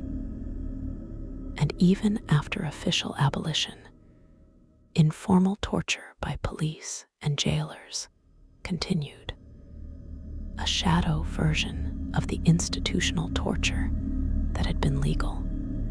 The physical infrastructure of medieval torture, the chambers and equipment, mostly disappeared over time. Some was destroyed deliberately, torn down or dismantled as torture was abolished. Some simply fell into disuse and decay, but fragments remain, scattered across Europe in museums, castle ruins, and preserved historical sites. These physical remnants serve as tangible connections to a past that can seem almost mythical in its cruelty. Standing in a preserved torture chamber, seeing the actual iron implements, the stone walls with their rings and hooks, makes the reality undeniable in a way that reading about it cannot quite achieve. The people who worked in medieval torture chambers, the torturers, clerks, guards, and judges, left few personal accounts of their experiences. We have the official records, the bureaucratic documentation, but we don't have many first-person narratives about what it felt like to do this work, how they processed it emotionally, what they thought about when they went home at night. This silence might be because such reflections weren't considered important enough to record, or it might be because the people involved didn't want to examine too closely what they were part of. Or perhaps some records existed, but were lost or destroyed over the centuries. Whatever the reason, this absence leaves a gap in our understanding of the human dimension of medieval torture. We can speculate, though, based on what we know about human psychology and about other violent professions. Some torturers probably experienced what psychologists now call moral injury, the psychological damage that occurs when you do things that violate your own moral code. Even if they believed their work was necessary and just, the visceral experience of causing extreme suffering to other human beings would have left marks. Others might have compartmentalized, separating their work identity from their personal identity, the same way modern soldiers or police officers sometimes do. And some might have genuinely felt nothing, either through natural emotional detachment or through deliberate self-numbing. The victims of medieval torture, those who survived, also rarely left detailed accounts of their experiences. This makes sense. Survivors had little reason to relive their trauma by writing about it, and many were probably illiterate anyway. But we do have some accounts, usually from higher status individuals who had the education and resources to record their experiences. These testimonies provide glimpses into what torture felt like from the inside. They describe the anticipation, the fear that preceded the physical pain. They describe the pain itself, though often they struggle to find words adequate to express it.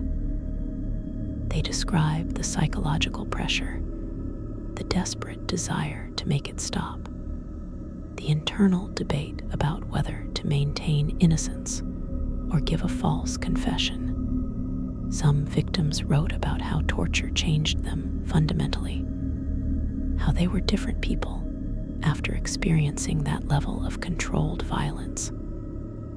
They described losing faith in justice, in human goodness, sometimes even in God. They wrote about the betrayal they felt, not just by those who tortured them, but by the society that allowed it to happen, by neighbors who accused them, by systems they had trusted to protect them. These accounts are heartbreaking because they reveal the deep, lasting damage that torture caused beyond the physical injuries. Bodies could sometimes heal, though often incompletely, but the psychological and spiritual wounds remained open, sometimes for a lifetime. The question of justice, of how we should judge medieval people who participated in torture, is complex. By modern standards, they were clearly doing something monstrous. But judging historical figures by modern moral standards is always problematic. They lived in a different world with different values and different understandings of truth, justice, and morality. Does that excuse what they did? No. But it might complicate our judgment in ways that are uncomfortable but important. We can condemn medieval torture while also acknowledging that the people who carried it out were products of their time, acting within frameworks they believed were legitimate and necessary. This doesn't mean moral relativism, doesn't mean pretending that all moral systems are equally valid. It means recognizing that moral progress is real, but also fragile, that systems of cruelty can be normalized within otherwise functional societies, and that we shouldn't be too confident that we would have acted differently had we been born into medieval culture. That recognition should make us more vigilant about our own time, more alert to ways that violence and cruelty can be rationalized and institutionalized in contemporary society. The lesson isn't just that medieval people did terrible things.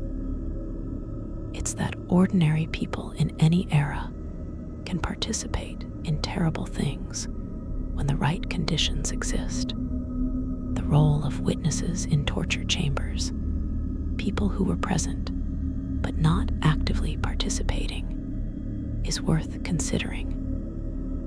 Clerks who recorded confessions, judges who observed and authorized different levels of torture, guards who stood by maintaining order.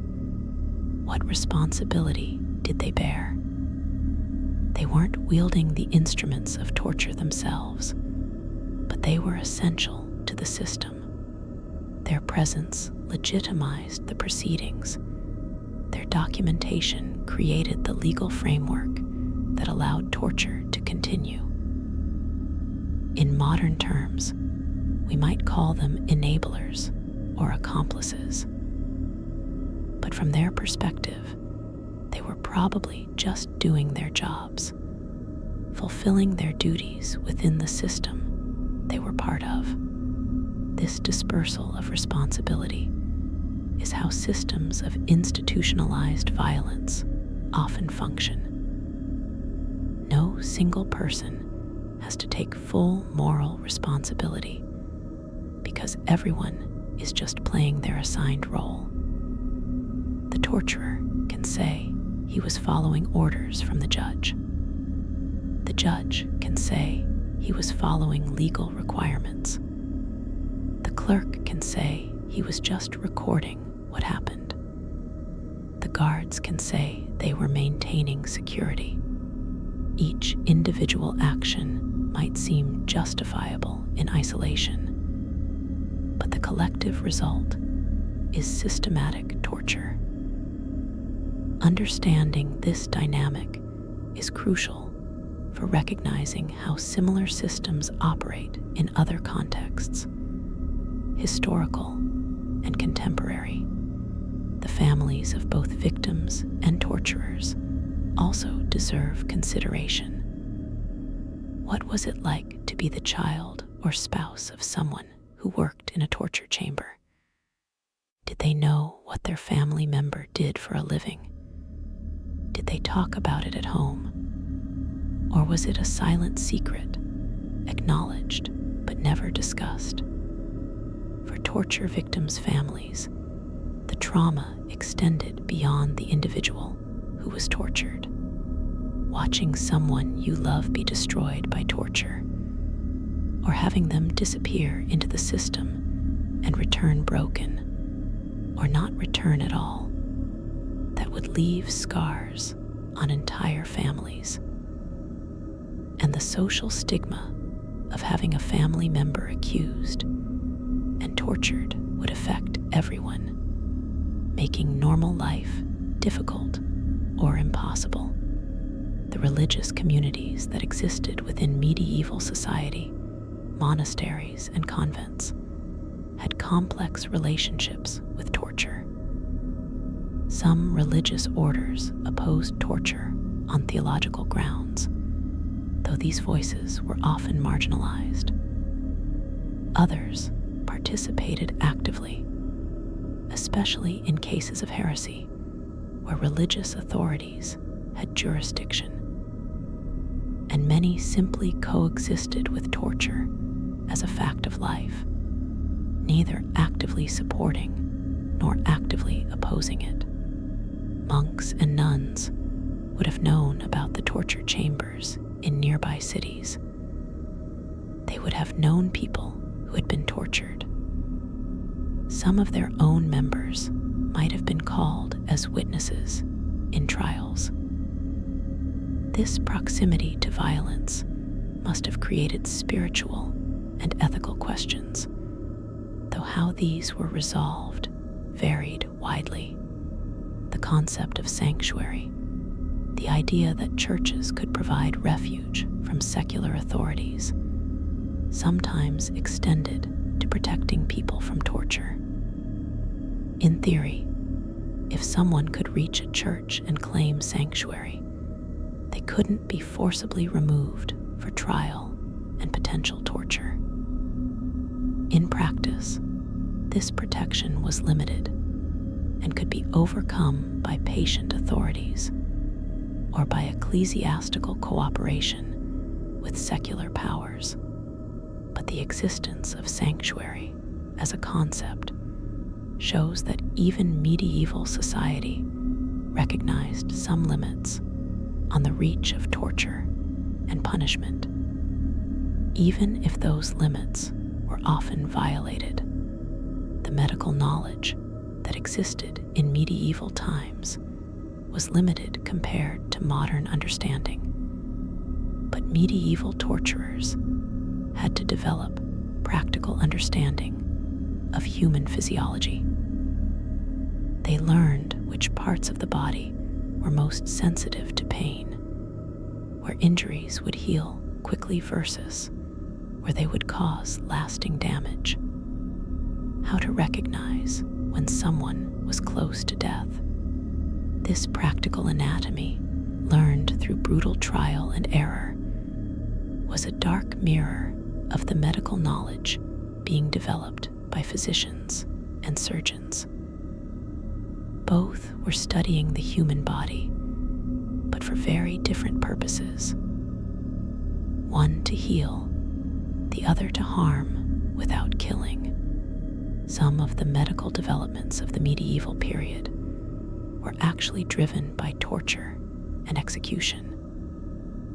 Physicians who examined torture victims or performed autopsies on executed criminals learned about human anatomy in ways that weren't possible through theoretical study alone. This created an uncomfortable connection between the advancement of medical science and the practice of judicial violence. We benefit today from knowledge that was partially gained through torture and execution. And acknowledging that lineage forces us to confront the morally compromised origins of some of our understanding, the documentation practices in torture chambers, the careful recording of every session created archives that survived in some cases for centuries. These archives are primary sources for historians studying medieval justice, crime, society, and daily life. They provide information that isn't available anywhere else. Details about accusations, confessions, social networks, beliefs, and behaviors. But using these sources is ethically complicated. They were created through violence. The information they contain was extracted through torture. How do we responsibly use knowledge that was gained through such means? Historians grapple with this question without easy answers. These archives also reveal patterns that individual cases might not show. When you can examine hundreds or thousands of torture cases, you start to see who was targeted most often. Certain social groups, the poor, women, religious minorities, foreigners, appear repeatedly. Certain accusations, witchcraft, heresy, theft, show up far more frequently than others. These patterns reveal the social anxieties and power dynamics of medieval society. Torture chambers weren't random in who they processed.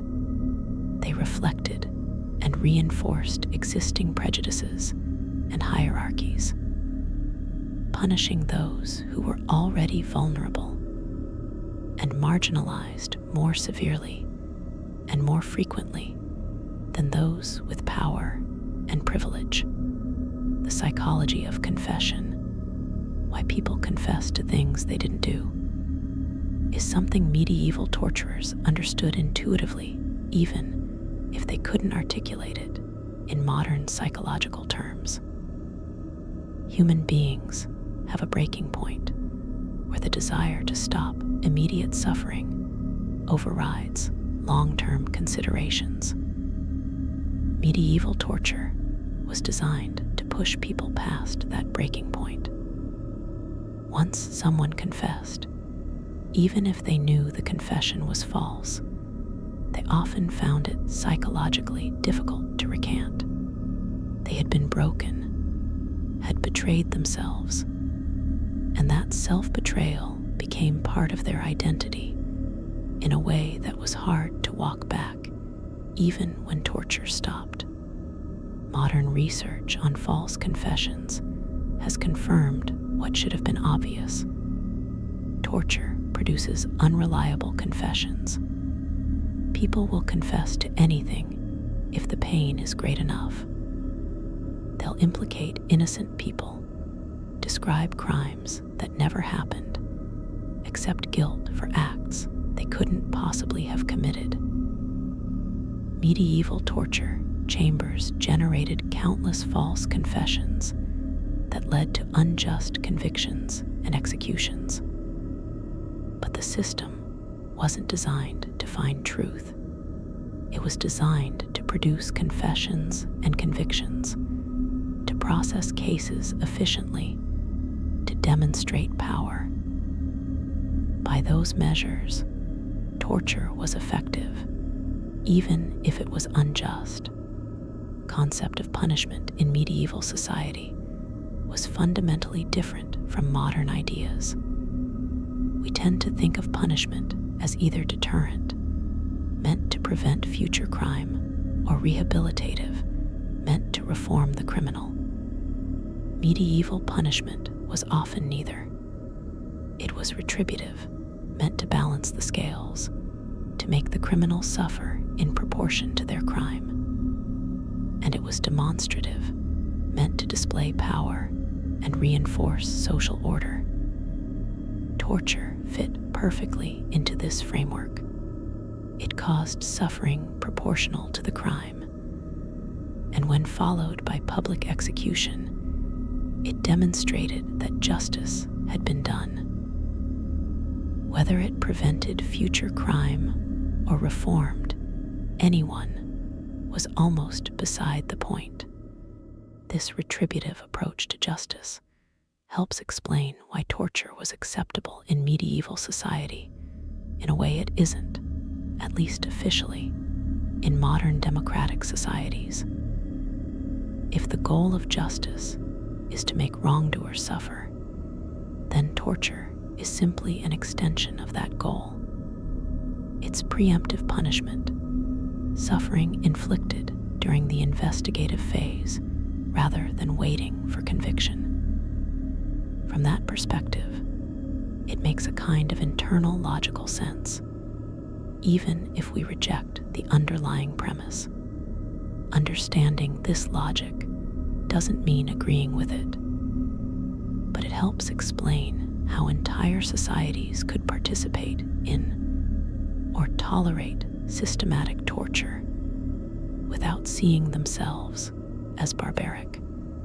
The physical sensations of torture, the actual experience of being on the rack or the strapado or being burned, are difficult for those who haven't experienced extreme pain to imagine. Pain of that magnitude overwhelms normal consciousness.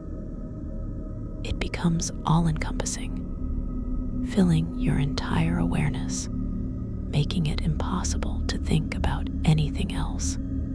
People who have experienced severe pain describe time distorting, seconds stretching into eternities, the world narrowing to nothing but the pain and the desperate desire for it to stop. Medieval torture victims would have experienced this, their entire existence reduced to pain and fear, and the question of whether to confess. All other concerns, family, faith, truth, innocence, rendered temporarily irrelevant by the overwhelming physical reality of suffering. After torture ended, whether through confession, through official decision to stop, or through the victim's death, the aftermath began. The torture chamber needed to be cleaned and prepared for the next session. The victim, if they survived, needed to be moved back to their cell or to a medical facility. The confession, if one was obtained, needed to be formally recorded and signed. The various officials present needed to write their reports. It was administrative work, the bureaucratic cleanup that followed violence, carried out by people who had just witnessed or participated in extreme cruelty. The mundane necessity of paperwork and cleaning after torture, the return to normal procedures, highlights again how normalized this violence was. For victims who were released after torture, the return to society was often impossible. The physical injuries might make it hard to work. The psychological trauma made normal social interaction difficult. And the stigma of having been tortured, the assumption that they must have done something to deserve it, followed them. Medieval society didn't have support systems for trauma survivors.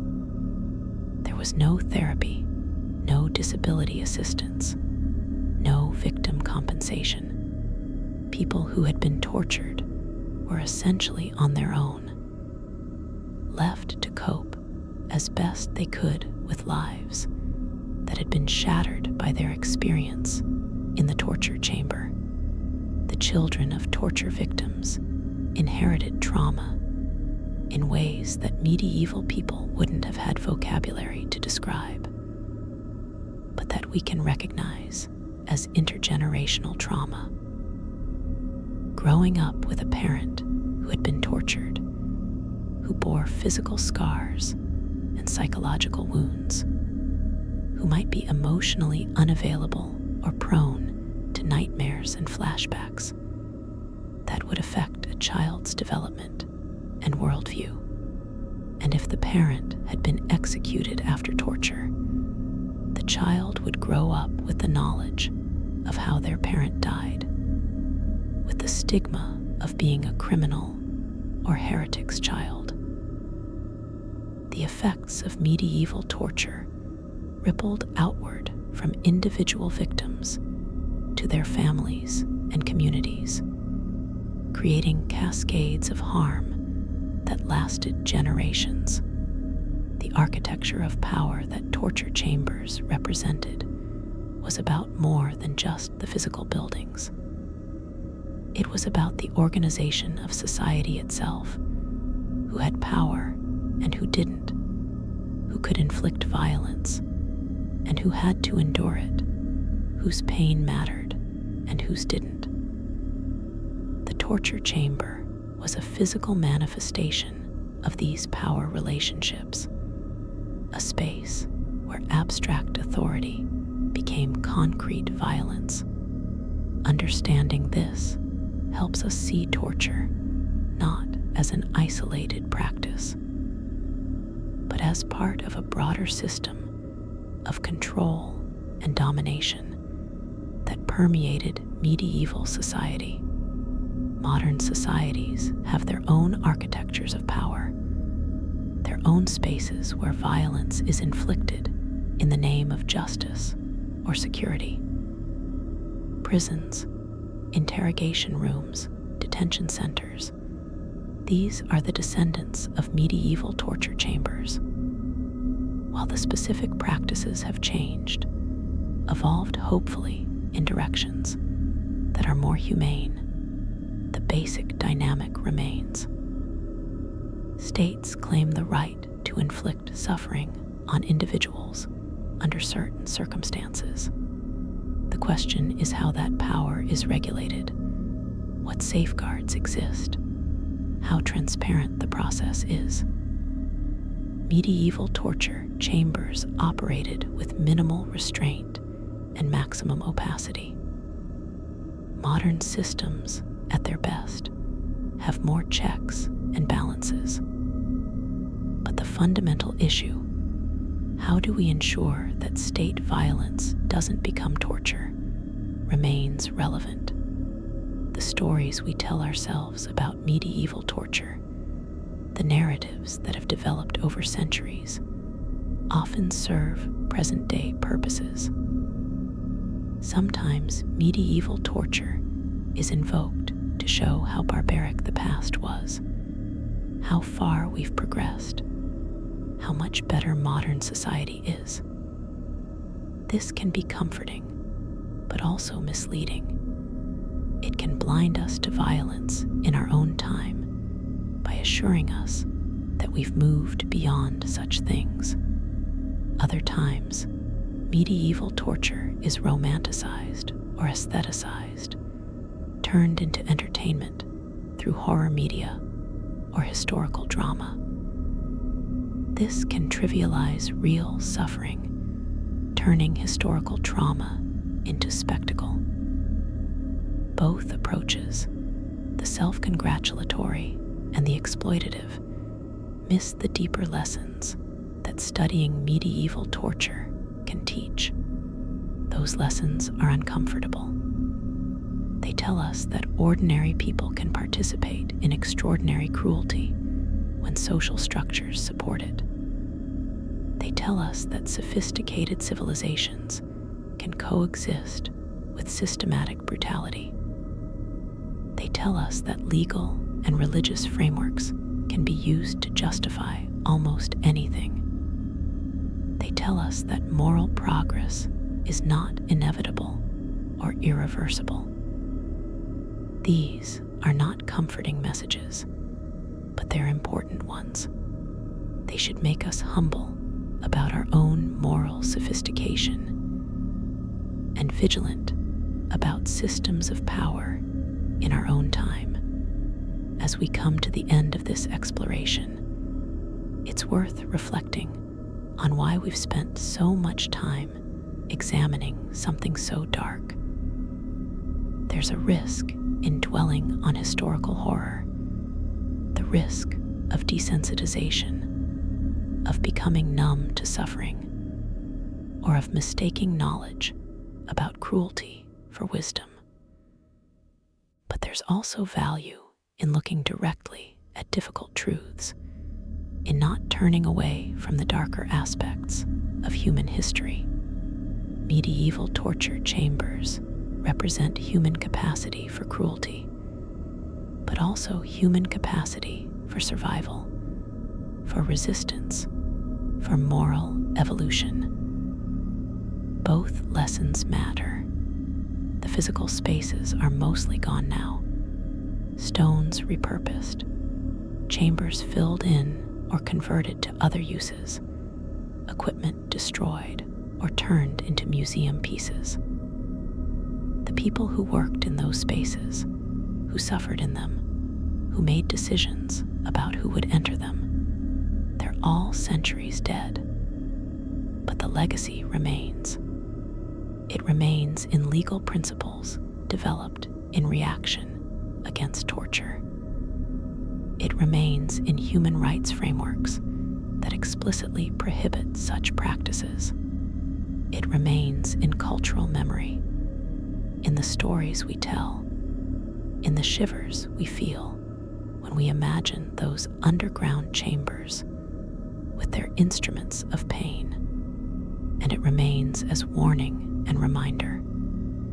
Warning that civilization is fragile, that the distance between civil society and systematic cruelty can be crossed more easily than we like to think.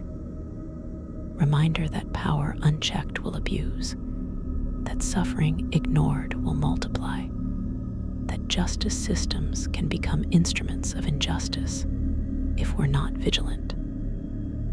The torture chambers are empty now, silent, but they still have something to teach us if we're willing to listen. They teach us to question authority, to demand transparency, to insist on human dignity, even for, especially for, those accused of crimes.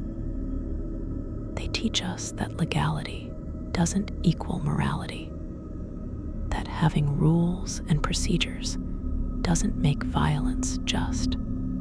The individuals who suffered in medieval torture chambers, whose names we mostly don't know, whose stories were lost or reduced to bureaucratic records, they deserve to be remembered not as abstractions, but as people. People who felt pain, who felt fear, who hoped to survive or prayed for death, who maintained their innocence or gave false confessions just to make it stop. Their suffering wasn't less real because it happened centuries ago. Their humanity wasn't diminished by historical distance. In remembering them, in taking seriously what they endured, we honor them in a small way and remind ourselves that behind every historical statistic are individual human experiences. So as you settle into sleep tonight, carrying these dark images with you, remember that history isn't just about dates and events and famous people. It's about ordinary humans caught in extraordinary circumstances, often circumstances not of their choosing. It's about systems and structures that shape behavior, about the slow evolution of moral understanding, about the constant tension between power and justice.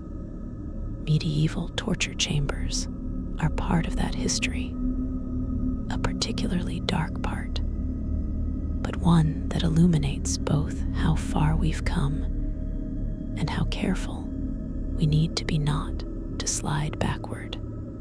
Screams have long since faded from those stone chambers.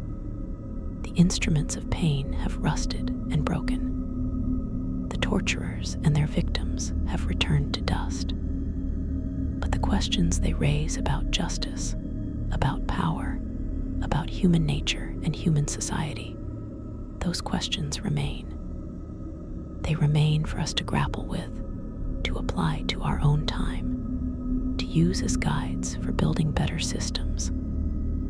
That's the real legacy of those torture chambers, not the specific devices or methods, but the moral challenge they present. How do we create justice without cruelty? How do we maintain order without oppression? How do we ensure that those given power to protect don't become those we need protection from? These aren't questions with easy answers. If they were, history wouldn't keep repeating its darker patterns. But they're questions worth asking, worth struggling with, worth keeping alive in our collective consciousness. And maybe that's the final lesson from medieval torture chambers. Not that we should dwell morbidly on historical horror, but that we should learn from it, should let it shape our moral intuitions and our civic engagement, should use knowledge of past cruelty to build present compassion. The chambers are empty, but the challenge they represent remains. How we respond to that challenge will determine whether we honor or betray the countless individuals who suffered in those spaces, who deserved better from their society, and who deserve to be remembered now. Rest now, knowing that while history contains darkness, it also contains light. The same human impulses that created torture chambers also created hospitals, wrote poetry, built communities, fought injustice. We contain multitudes as individuals and as species. The medieval torture chamber represents one part of who we've been, but it doesn't have to represent who we are or who we'll become. That's up to us, shaped by the choices we make, the systems we build, the values we insist on, the suffering we refuse to tolerate. Sleep peacefully, but remember, the past isn't past. It lives in us, teaching us, warning us, challenging us to do better. And maybe, just maybe, we will. Good night.